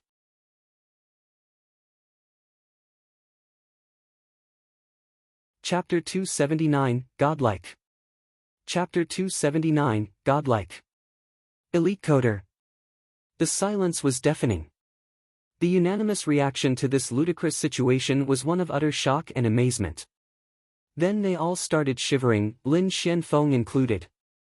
Their eyes turned to the shaking mountains, words stuck in their throat. Only Luo Yunhai and Xue Ningxiang were happy. Ever since the shout came, they knew with utmost certainty that Zhuo Fan had come through for them. Young Master Lin. The man next to Lin Xianfeng began speaking, wanting to ask for suggestion as to their next course of action, only to notice that the dude had bolted. Rotten useless Lin Xianfeng. Who was it that shouted the loudest while charging? Who was it that cursed us as good for nothing? And yet, when it came to running, no one was faster. I spit on you. How can such a yellow-bellied lily-livered rat be in the 6 dragons and 1 phoenix? The man looked around to find everyone losing their will to fight. It was only natural when one stopped and thought about the monster coming to Luo clan's rescue, the same freak who scared Lin Xianfeng away. So why should we stay here, to die? Without further ado, he shouted, "Retreat!" Roused up, the men followed behind Lin Xianfeng without any complaint. The winning side from a moment ago was now running away miserably. They even forewent their wounded, selfishly holding their lives as the #1 priority. Luo Yunhai sighed, "Big Brother Zhuo is amazing to the extreme. One shout is enough to scare them away. It's even more effective than our wedge formation." Xue Ningxiang nodded cutely, her eyes blazing. She hadn't even seen his figure, yet Zhuo Fan's valor and might thoroughly turned her into his #1 fan. Xue Gang and Xue Lin shook their heads. Zhuo Fan's timely save was more than welcome, but that sister of theirs sank even deeper into her unhealthy obsession of him. No doubt about it, Xue Ningxiang's belief that Zhuo Fan would be there to save her every single time was now firmly engraved into the very core of her being. This delusion was far from healthy. Her brothers shook their helpless heads. Ning'er hadn't once listened to their advice so far, and the repeated near saves, courtesy of Zhuo Fan, only worked to make her go against them even more. Ha! The two sighed. Then they followed up with the usual glee of finding their lease on life extended and looked after the wounded. 15 minutes later, a thunderclap signaled the landing of a black figure. They were greeted by none other than soaring demonic dragon, Zhuo Fan. Surveying the battlefield, Zhuo Fan cursed, "That blasted Lin Xianfeng ran again. The next time he won't be so lucky. I'll make sure to pull his other leg and get him to crawl like a beggar." The people were scared, but the reverence was obvious from their expressions. Of Tianyu's youngest generation, only soaring demonic dragon dared challenge 6 dragons and 1 phoenix. If it were them, not in a million years would they even conceive such a radical and preposterous idea, not to mention suicidal. It only made them see Zhuo Fan in a new light, holding him in complete admiration. This was a truly fearless man, a man of courage and endless valor.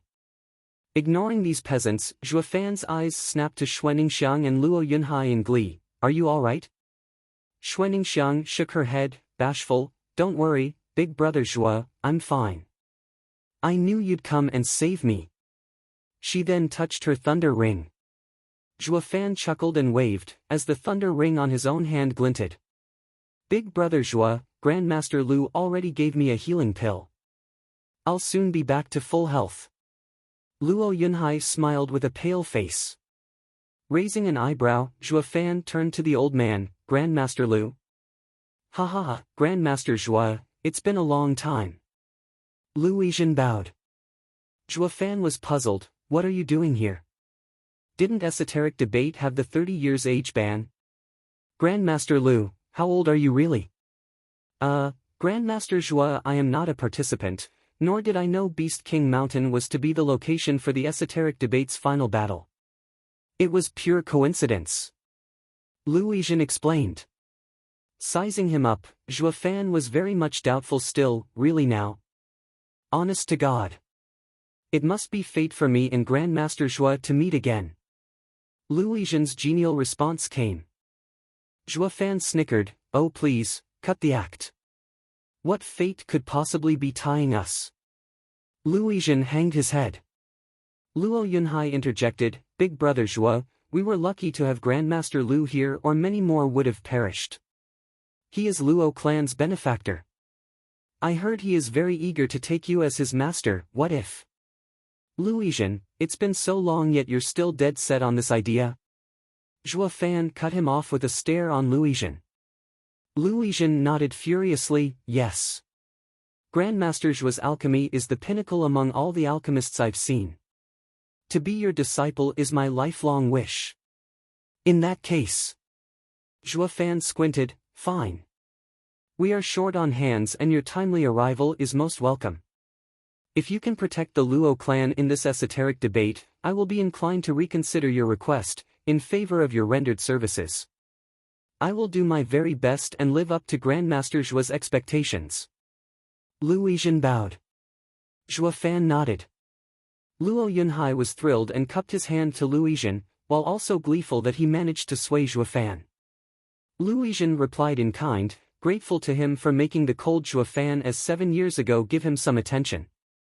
In this manner, Lu Yizhen joined the Luo clan, looking after the wounded. Since Zhuo Fan had nothing to do, he stood guard at the valley entrance. It was because of this man that the men could heal in peace. Soaring demonic dragon was on par with the 6 dragons and 1 phoenix. There was no one out there who could make them feel safer. Zhuo Fan stood guard for 10 days, waiting for the others to heal. But while the battle on this side ended, another was on the brink of erupting. In a lush part of the forest, a towering jade reaching the height of 2 people was standing next to a large tree.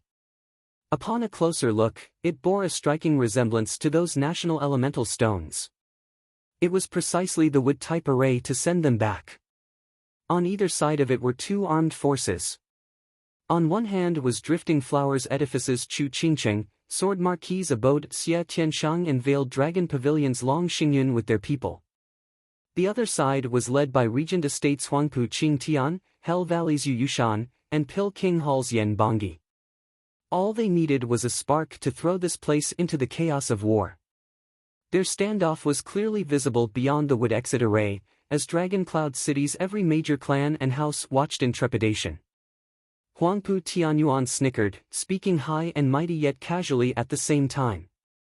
"The brimming sacred pill will be ours. No surprise there, ha ha ha." Yuan Shan and Yen Bagong nodded in pride. It feels so good, so overbearing, to stand by Regent Estate. Drifting Flowers Edifices, Veiled Dragon Pavilion, and Sword Marquis Abode's house leader looked like they were on pensive. They had no choice but to admit the battle was going to be completely one-sided. Huangpu Qingtian's presence alone turned the tide of this battle out of their favor. The brimming sacred pill was before the wood exit, and it was Chu Qingqing's group who found it first. Yet none realized Huangpu Qingtian's faction tailing them. The fight over the brimming sacred pill was on the brink of igniting, but their faction had no hope of overcoming the other, not with heaven-shaking Dragon Lord in the mix. Damn monster! Grandmother gnashed her teeth, while Huangpu Tianyuan laughed unrestrained. Zhuge Changfeng was only twirling his mustache in thought, indeed. One side has a freak of nature, while the other side's own monster has yet to come. Things don't bode well for them. Surrender is advised. That got a rise out of the crowd. Yeah, heaven-shaking Dragon Lord is there and Zhuofan is nowhere in sight.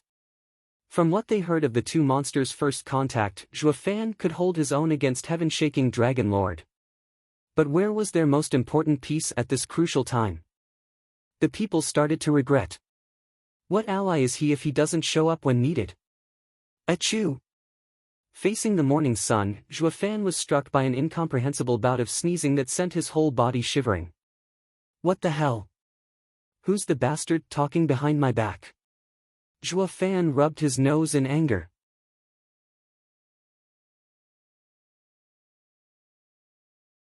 Chapter 280, The Power of One. Chapter 280, The Power of One. Tap. Huangpu Qingtian's every step instilled dignity and nobility, neither forced nor rushed. Chu Qingqing's group was unnerved, taking steps back in contrast. The pressure was so big, each of his step made them back away faster. Drifting Flowers Edifices, Veiled Dragon Pavilion, and Sword Marquis Abode had thousands of people behind them, yet faced with but a single man, they all shirked further back. A truly laughable and ridiculous scene. Yet to the parties involved, humor was the last thing on their minds. When faced with the head of 6 dragons and 1 phoenix, Huangpu Qingtian, all they could feel was fear and dread.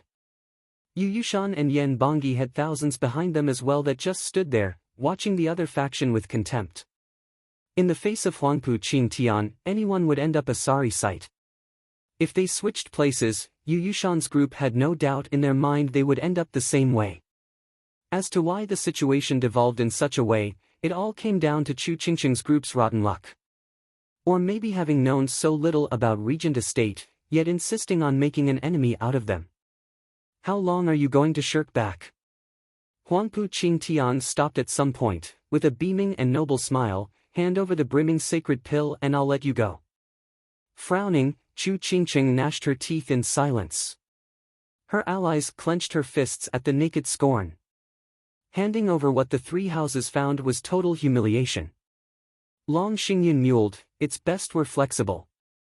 And smiled, young Master Huangpu, is this how Regent Estate's eldest young master carries himself? You're no different from a shameless bandit at this point.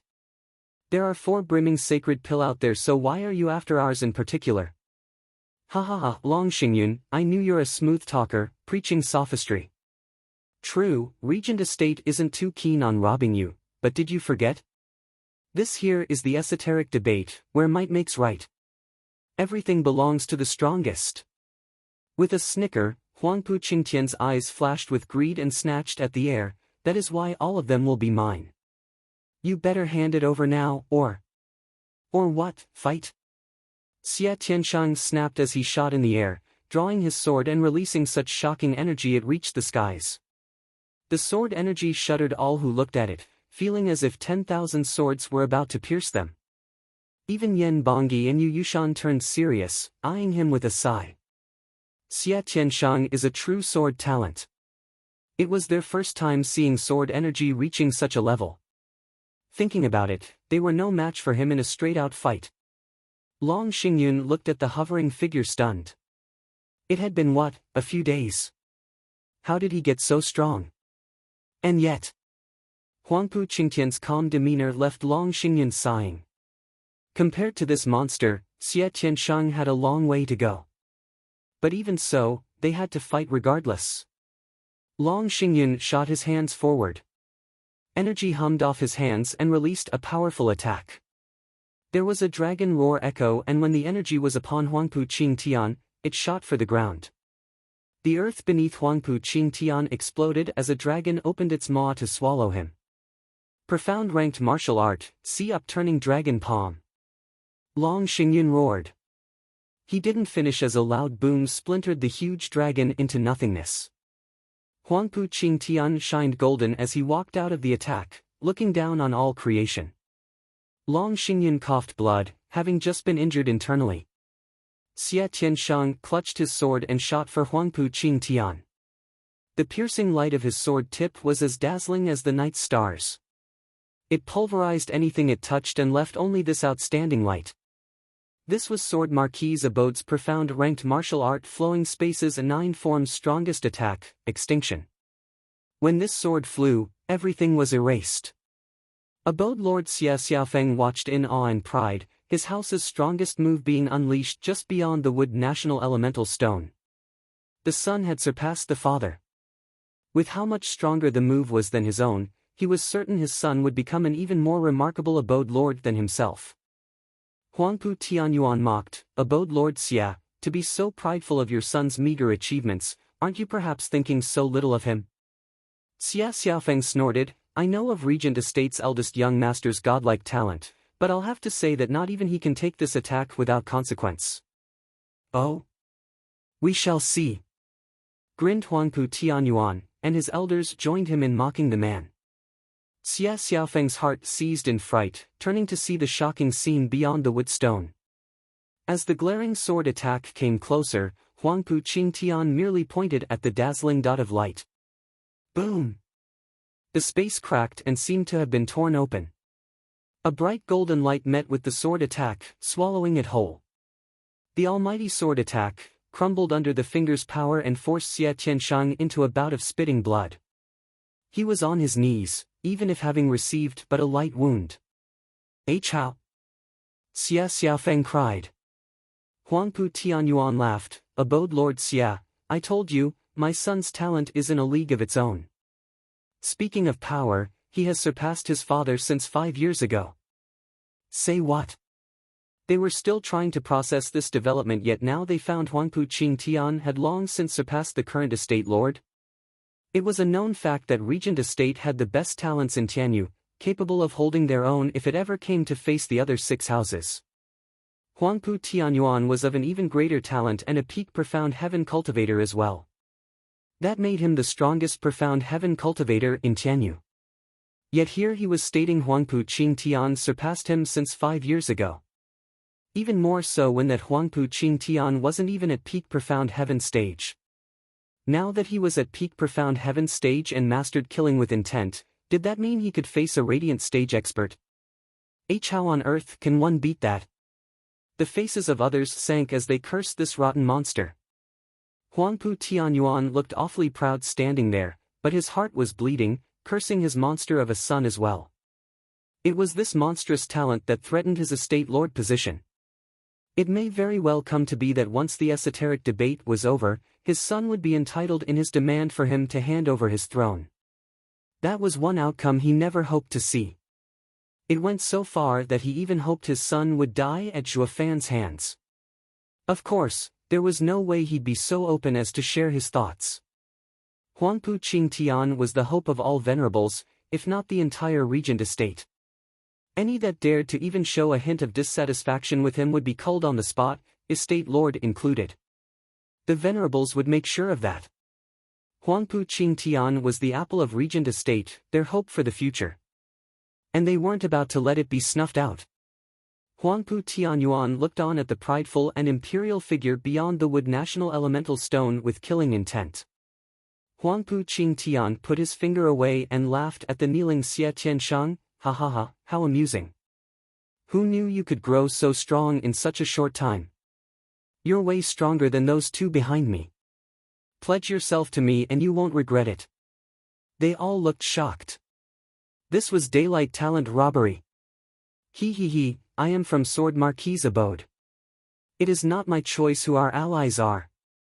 Xia Tianshang laughed, happy Huangpu Qingtian was finally giving him some time of day. Huangpu Qingtian shook his head, stubborn fool. Whether the 7 houses or the whole world, it will be ours. Those old geezers will soon find themselves between 4 walls and 6 feet under. Why would you care about their decisions? Just agree and the entire Sword Marquis abode will agree as well. Huangpu Qingtian turned to Chu Qingcheng and Long Xingyun, you too as well. Swear yourself to me and the esoteric debate will end here and now. The 7 houses will be eternally one. Not just Chu Qingcheng's group was shocked, but even Dragon Cloud City Side's clan elders watched Huangpu Qingtian incredulous. It was the leader of a clan that made decisions, not their top disciple. Yet this Huangpu Qingtian not only circumvented his estate lord, but even spat in the face of the rest of those geezers. This was a gross lack of respect, a power play and disregard for the others above his station. This was something no one, not even young masters of other houses, would dare to utter. Yet Huangpu Qingtian did this out in the open. He didn't even care that he was stealing his father's position. They all turned to see Huangpu Tianyuan's face ashen from anger. While the elders couldn't care less. They even nodded. At that point, people realized that this was perhaps the true power of a monarch.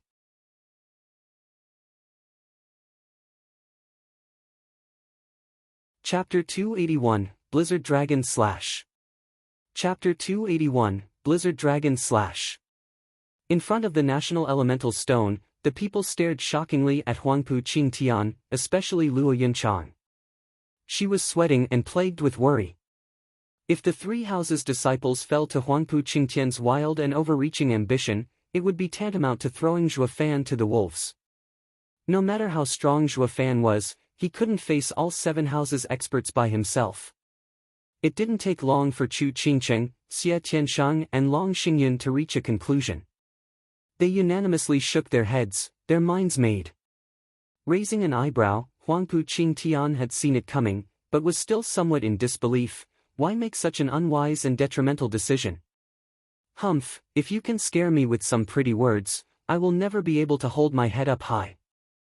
I will be blaming myself more than anyone else would. That is one future I don't want to see. Long Xingyun snickered, speaking from the bottom of his heart. Huangpu Qingtian shook his head in contempt. What value could dignity and self-respect have in the face of true power? This is your only chance. Take it, or become my enemies. The 3 saw the determination in each other's eyes and were resolved to fight alongside each other. Huangpu Qingtian snorted, you asked for it. Don't come crying later when you're starting to regret. Huangpu Qingtian disappeared with a light step. The next thing they knew was his sudden appearance before the trio. So fast. The 3 jerked. They knew Huangpu Qingtian was the strongest, but had heard nothing of his speed, which was obviously even higher than Lin Xianfeng.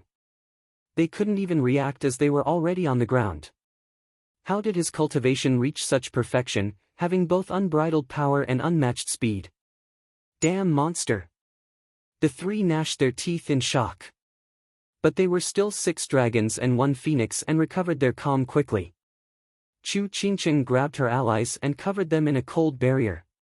The 2 then attacked. Xia Tianshang's sword flashed and Long Xingyun's palm held a dragon image.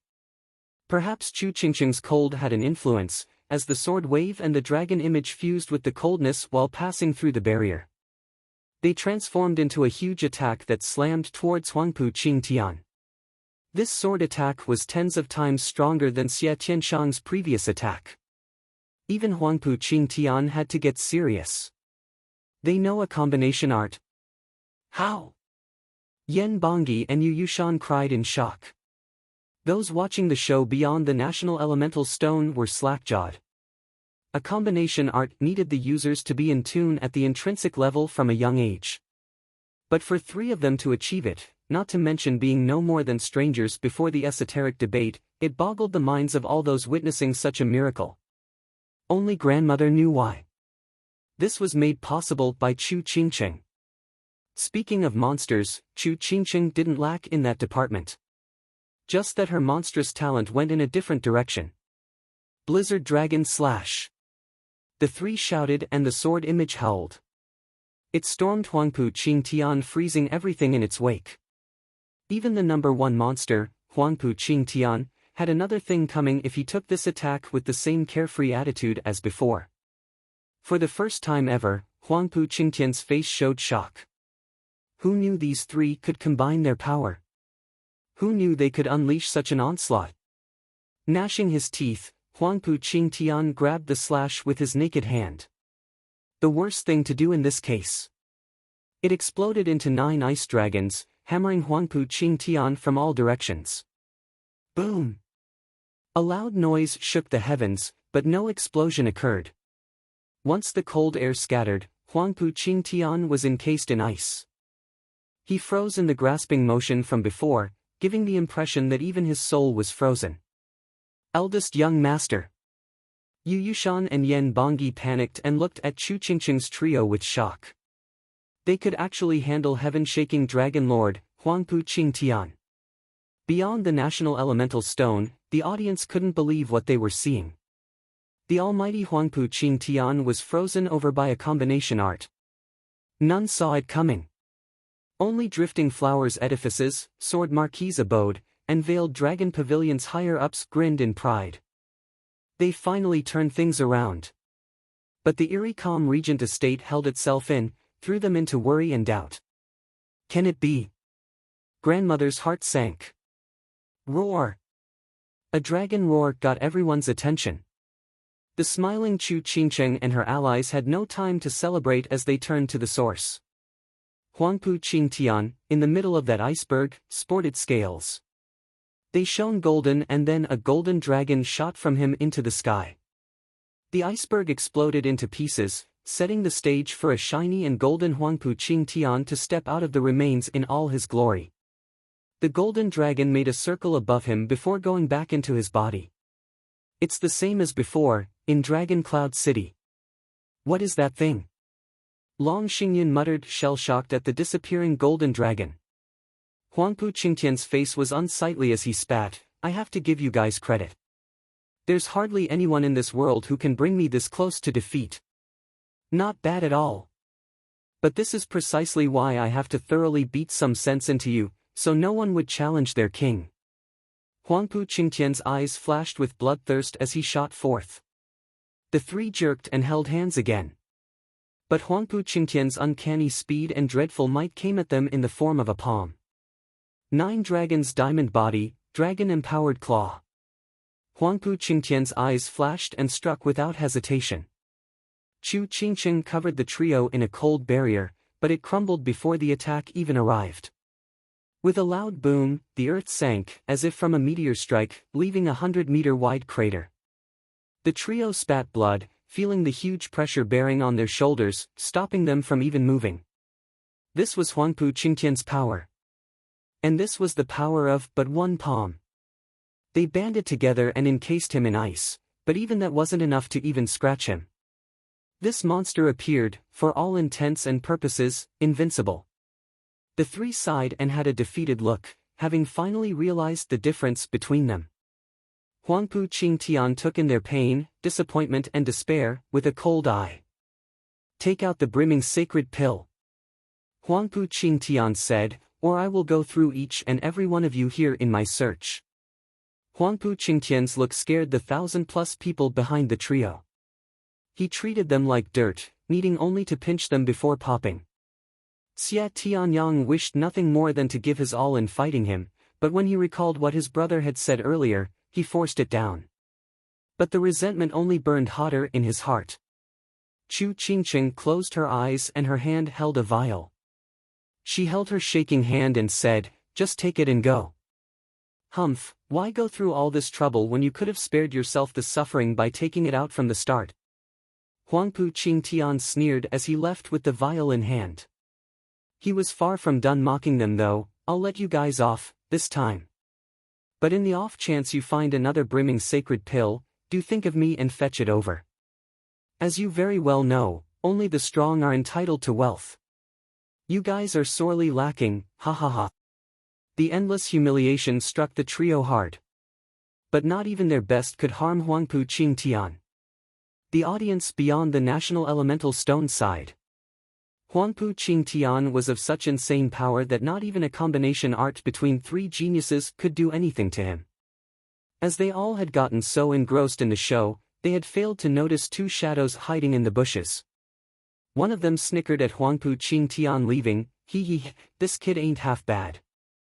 He's just as they say, and the one we need. At least we didn't come to Tianyu for nothing. The other shadow looked in another direction, however. The first one noticed and found him eyeing Chu Qingqing. Humph, by the looks of things, that crotchety geezer has found his target as well. He sneered.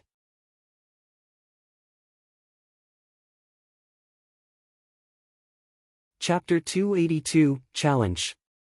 Chapter 282, Challenge. Sister Qingqing, are you all right? Xiao Dandan rushed a helping hand to Chu Qingqing. Xia Tianyang and Long Xingyun were helped by Xia Tiansheng and Long Jia with Long Kuei. All of them watched the triumphant king strut away with bitterness. Even the thousands of vassal disciples lowered their heads in despair. Drifting Flowers edifices, Sword Marquis abode and Veiled Dragon Pavilion's morale was thoroughly shattered by Huangpu Qingtian. What could possibly instill a sense of courage in them now, to face the one who looked down upon them with such scorn? Yen Bongyi and Yu Yushan, along with the nice doggies left behind, were full of crass and haughty looks. It seemed that following a master had its perks, a perk of showing off. By no means did they want to let this slide, but what could they do besides take the humiliation with lowered heads, trying to at least avoid the cocky faces of their oppressors? Chu Qingqing bit her lip until she drew blood. The sigh she gave felt like it sapped all her strength. We need to find the key to the array now. Let's go. The others turned to her with a sigh and a shake of their heads. What was originally a search for the array key, to become first and crown champion in Dragon Cloud City, had now become an excuse for running away. The winner wasn't the first to return, but the one who snatched all brimming sacred pills. Like Huangpu Qingtian said, only the strong could hold on to all of the riches. And they didn't fit the bill. At her words, Huangpu Qingtian's step faltered for a second, but now he sported an even wider smirk of disdain. His lackeys were even more obvious in their mockery, laughing it up. Beyond the National Elemental Stone, Regent Estate's top figures were sporting the same disdain, to the sinking and wretched feelings their opposing faction was wallowing in. This battle had seemed to predict the winner. There was no point in fighting any longer. The gap in power was too huge to be even bridged. Rustle. At the sudden sound, Huangpu Qingtian snapped his eyes on the source with a frown. Who's there? Whoosh. A panicked and bedraggled figure hopped out. He found Huangpu Qingtian and burst in tears of joy. Eldest young master, I finally found you. Save me. Oh, it's you. Huangpu Qingtian squinted. Lin Xianfeng, you look like you've seen a ghost. How the mighty had fallen. Lin Xianfeng, of 6 dragons and 1 phoenix, used to be a man of culture, of dignity. Now look at him, he was nothing but a bum scared of his own shadow. Although not undeserving, since he was also sporting a missing hand. Not just Huangpu Qingtian's team, but Chu Qingqing's side as well jerked. The one-legged man may be half crippled, but he still had some fight left in him. He would never look so jittery even if he met some serious danger. And yet, look at him now. He was like a rabbit scared of his own shadow. What could have driven such fear into a man such as him? And you call yourself Forest Fleeting Dragon? Uncaring and ignorant of the looks he got, Lin Xianfeng dashed behind Huangpu Qingtian, shivering and pointing at the trees. Eldest young master, save me. That freak is coming. Who's coming? You mean? Then it hit Huangpu Qingtian and his mood turned heavy. Yet all he could sense were some spiritual beasts. Paw! Backslapping him into the air, Huangpu Qingtian cursed, what are you raving about? He's not coming. He isn't. But I clearly heard him 10 days ago how he wants to wring my neck. Lin Xianfeng didn't even register his red cheek, looking back from where he came with a bemused look and breathed easily. The gratified look, the sheer joy he was expressing of having faced death and escaped, only earned him looks of pity. Just how terrified he must have been to show such an expression of joy. Beyond the National Elemental Stone, sympathizers of Chu Qingqing's faction found Lin Xianfeng to be in an even worse state. Mary Wood's house Lord Lin was between red and blue. The anger he felt from being shamed by this brat was barely contained. You friggin'! I didn't send you to esoteric debate to flounce around and shame me, but to make me look good. Oh, the cruel, cruel irony. He was mocking Drifting Flowers' edifices and the others getting stung by Huangpu Qingtian, but now it was his turn to face the music. He saw how his disciple disgraced him so and swished his head back in shame. That's karma. Chu Qingqing's team's eyes held a glimmer of hope. Huangpu Qingtian glared at Lin Xianfeng with a cold face. You're saying you saw him 10 days ago? But how did you get out alive? He could have easily killed you if he wanted to. I never actually saw him. Lin Xianfeng jumped in fright, then lowered his head, confused, but I clearly heard him wanting to wring my neck. What? You're telling me his voice alone scared you into running around for 10 days? Useless. Even hearing it himself got Huangpu Qingtian to blow his top, itching to cuff the man, again. Lin Ruffing gnashed his teeth. God, how mortifying. You're a damn dragon for God's sake. How in the hell did you get so scared into running for so long? And you didn't even see his shadow. The rest mocked him on the inside and showed their disdain, even the audience beyond the National Elemental Stone. Some of the jokes were targeted at Lin Ruffing, who wanted nothing more than to bury his head from shame. Even the broads from Drifting Flowers' edifices know to fight back against an impossible enemy, yet you jumped the gun, scared from just his voice. Lin Xianfeng could practically feel the ridiculous looks boring holes in his back and snapped at his snickering allies next to him. What are you laughing at? You'd have run with your tail between your legs just the same if it were you instead. Ha ha ha, yeah, that brat sure is a calamity. We admit we'd never face him alone, but even so, none of us would be so quick to lose their heads just from his voice. At the very least, we'd wait to see him, you know. Ha ha ha, Yen Bongyi and Yu Yushan laughed it up. This only worked to launch the ones behind those two houses into a full-blown laughter. Though they did have the modesty to shut up quite fast, in fear of what Mary Woods might do. One couldn't tell what was worse.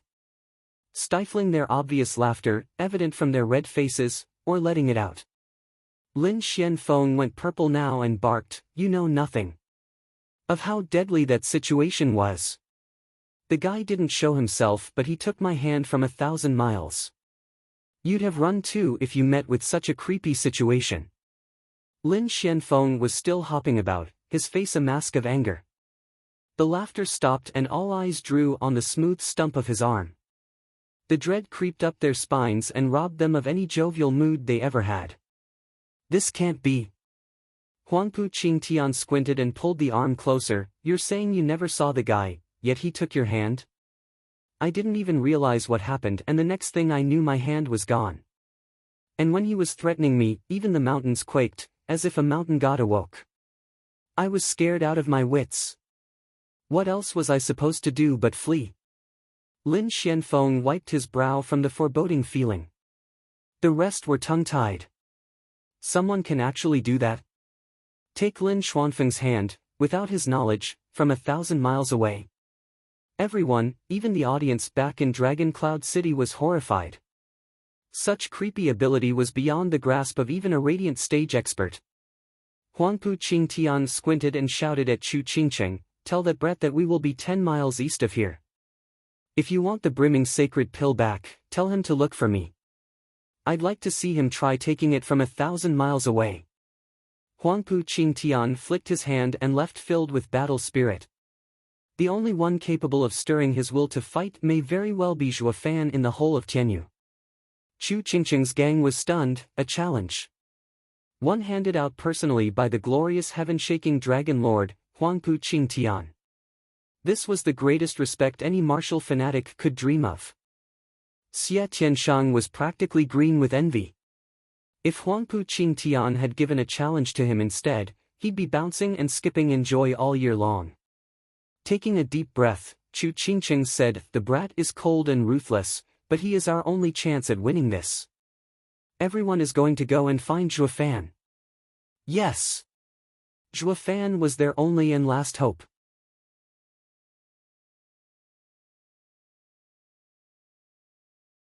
Chapter 283, Reversal. Chapter 283, Reversal.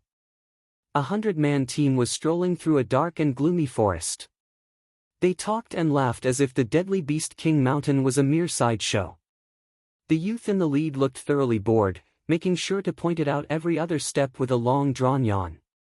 He was the fear of all 6 dragons and 1 phoenix, the one and only soaring demonic dragon, Zhuo Fan. Ever since he rescued this lot, he was made leader on the spot and was now taking point as they trekked through the woods. These guys were also weak as hell, being from 3rd and 2nd-rate clans, hardly fast enough to keep up with him. And so, he had no choice but to put a brake on things and slow down. The start of the trek was filled with a somber mood, in fear of what was to come. But after a few encounters with 4-5th level spiritual beasts, each punctuated by Zhuo Fan's dirty look, it all changed. They were enraptured by Zhuo Fan's power, bringing not just a little sense of security in this hellhole. It got so bad they were treating the final battle as a sightseeing trip. As long as Zhuo Fan was around, their safety was guaranteed. Relaxation was given at this point. Zhuo Fan wished nothing more than to dump their sorry asses, but with Luo Yunhai having received Dugu Zhantian's righteous education, he was forced to bear with these dead weights in their painfully slow search for keys and exits. Honestly, Zhuo Fan wasn't looking for brimming sacred pills but for a way out. His dearest wish right now was for an exit and keys to get rid of those pests behind him and be home free. Bummer he was still stuck in this forest and wasting 5 days on top of that. Not only he didn't find a single key, the exits as well seemed bent on eluding him. Zhuo Fan sighed for the umpteenth time, twisted his head back at the laughing bunch, and snapped, "Cut the chatter. We're not on a tour here. Be more serious and keep a close eye out for any exits or keys. Leave no bush unturned. The faster we find them, the faster we leave this place. You'll be safe then and I'll be free, got it?" "Yes." A shivering response welcomed Zhuo Fan's prestigious order. But gone 3 minutes and they were at it again. Without danger breathing down their necks every minute of the hour, anyone would chill out and relax knowing their lives were in safe hands. Zhuo Fan's mood sank even lower, wishing nothing more than to throw these useless guys to the wolves, or any spiritual beasts for that matter. He couldn't though, not with the genial and kind Xuaningxiang around. Mercy me, since when was I such a softy? Zhuo Fan's anger was flaring again. Xuaningxiang's charming and sweet smile came just in time and she placed a bright flowery wreath on him. "Big brother Zhuo, for you. Please don't be angry." "How could I possibly be angry?" Forcing a smile, Zhuo Fan felt like crying. Luo Yunhai almost laughed. He was glad Ninger was here to curb Big Brother Zhuo's mean streak, or the man be sorting this chilled and disorganized rabble into shape by now. And if one took his cruel methods into account, any shape these guys got into, well, that would have been closer to hell than anything. But the real question was, how many would have gotten out with their lives? Luo Yunhai felt a shiver the moment he recalled the survival rate of Luo clan's guards' training regime. His 10 guards were nothing short of freaks, but they all escaped death by the skin of their teeth. At one point in Zhuo Fan's classic disappearing act, Captain Pang divulged the secret of this cruel and inhumane training. When 1 out of 100 elite youths to survive was a genuine cause for celebration. He was scared witless back then. They weren't shaping up guards, but killing machines at Luo clan's beck and call. He was in Dugu Zhantian's army for 3 years by then. Although these young guards had uncanny powers now, stauncher than even a general with decades of wars behind him, the cruelty of their training left him devastated. After careful deliberations with his sister, they put a stop to it.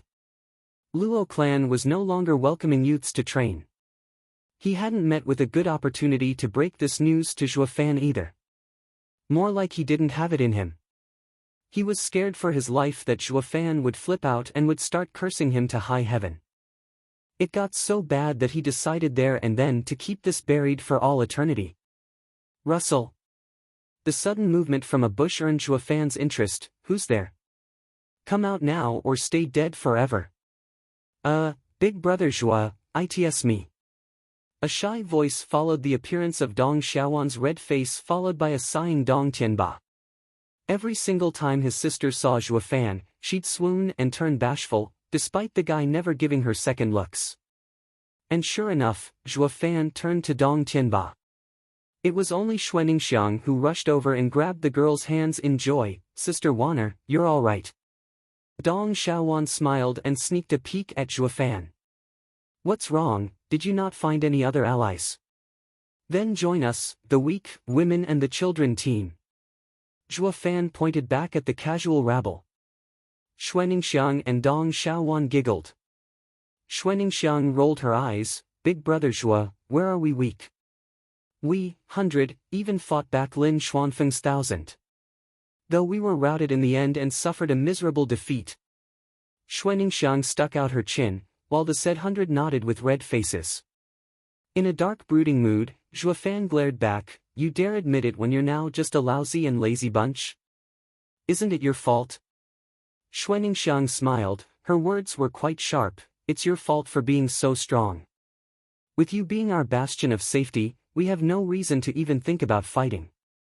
Zhuo Fan felt like crying. How is that sound logic? But thanks to Xuaningxiang intervening, Zhuo Fan readily accepted those words. If it were anyone else, he'd kick him to the moon.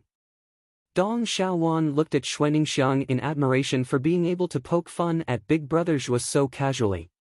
Dong Tianba shook his head at his sister's infatuation and said in all seriousness, Brother Zhuo, I'll be honest. I have been looking for you by the order of Edifice Lord Chu. Chu Qingcheng. Zhuo Fan felt uneasy. Shouldn't she be out there looking for keys, exits, and brimming sacred pills? What's she doing going after me for?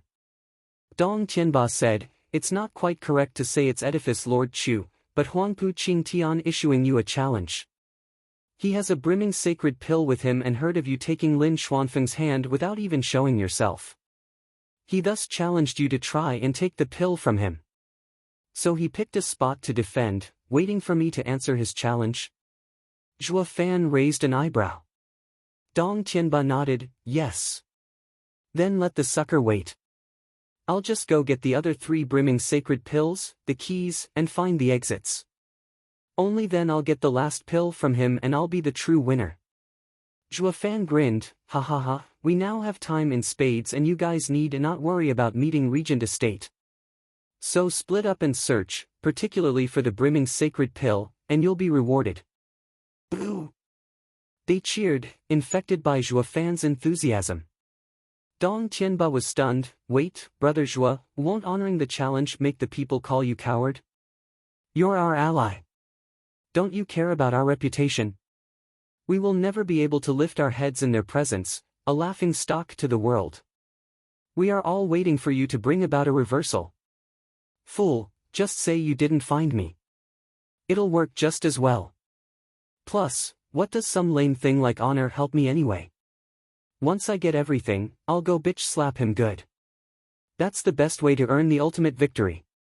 So what's all the need to fuss about reversals and whatnot? Zhuo Fan grinned, finally in a perky mood. I never ever cared about such empty things in my life. What I can feel and use is what truly matters, ha ha ha. The rest laughed as well. Soaring demonic dragon was unorthodox, that was for sure. Now they saw why he was Regent Estate's headache over the last decade. You think some measly challenge is enough to force one into showing up? For what, something as ephemeral as honor? While he in fact spits on anything remotely resembling it. He has none to begin with too. So what are you going to do now, huh? Soaring demonic dragon is not your average cultivator, he is the quintessence of demonic cultivation. None saw Zhuo Fan for a coward, despite how it looked. Instead of thinking he was a disgraceful and honorless bastard, they thought of him as a man of courage and deep cunning. He played his enemies like a fiddle. That was how a true leader should act. Following him, my future is limitless. Dong Tianba knew Zhuo Fan's character and sighed, I have no choice but to report back to Edifice Lord Chu about your response. But Edifice Lord Chu won't just stand the humiliation and will one day. Hold up, Huangpu Qingtian is challenging me. So if I won't go, she'd only be shamed to have such an ally. What's this stand for humiliation anyway? Zhuo Fan bemused. Dong Tianba sighed, recounting what happened, to the somber Zhuo Fan. Dong Tianba finished with, in despair, Edifice Lord Chu told us to look for keys and go home. But Huangpu Qingtian's challenge brought about a glimmer of hope. And since you refuse to honor it. Fine, I get it. Zhuo Fan dismissed him. His eyes were raging, his fists clenched, since he started all this, then I will have to finish it. Dong Tianba was in glee, but not for long. What Zhuo Fan said next got him shuddering. He will have to pay dearly for messing with my people. You're tuning into the Passion Pages YouTube channel. We're so grateful for your support, and don't forget to subscribe to join us on this incredible journey through captivating stories. Your generosity through donations truly makes a world of difference, as it's the primary source of revenue that allows me to expand and enhance this channel for you. Thank you from the bottom of my heart for being a part of this adventure.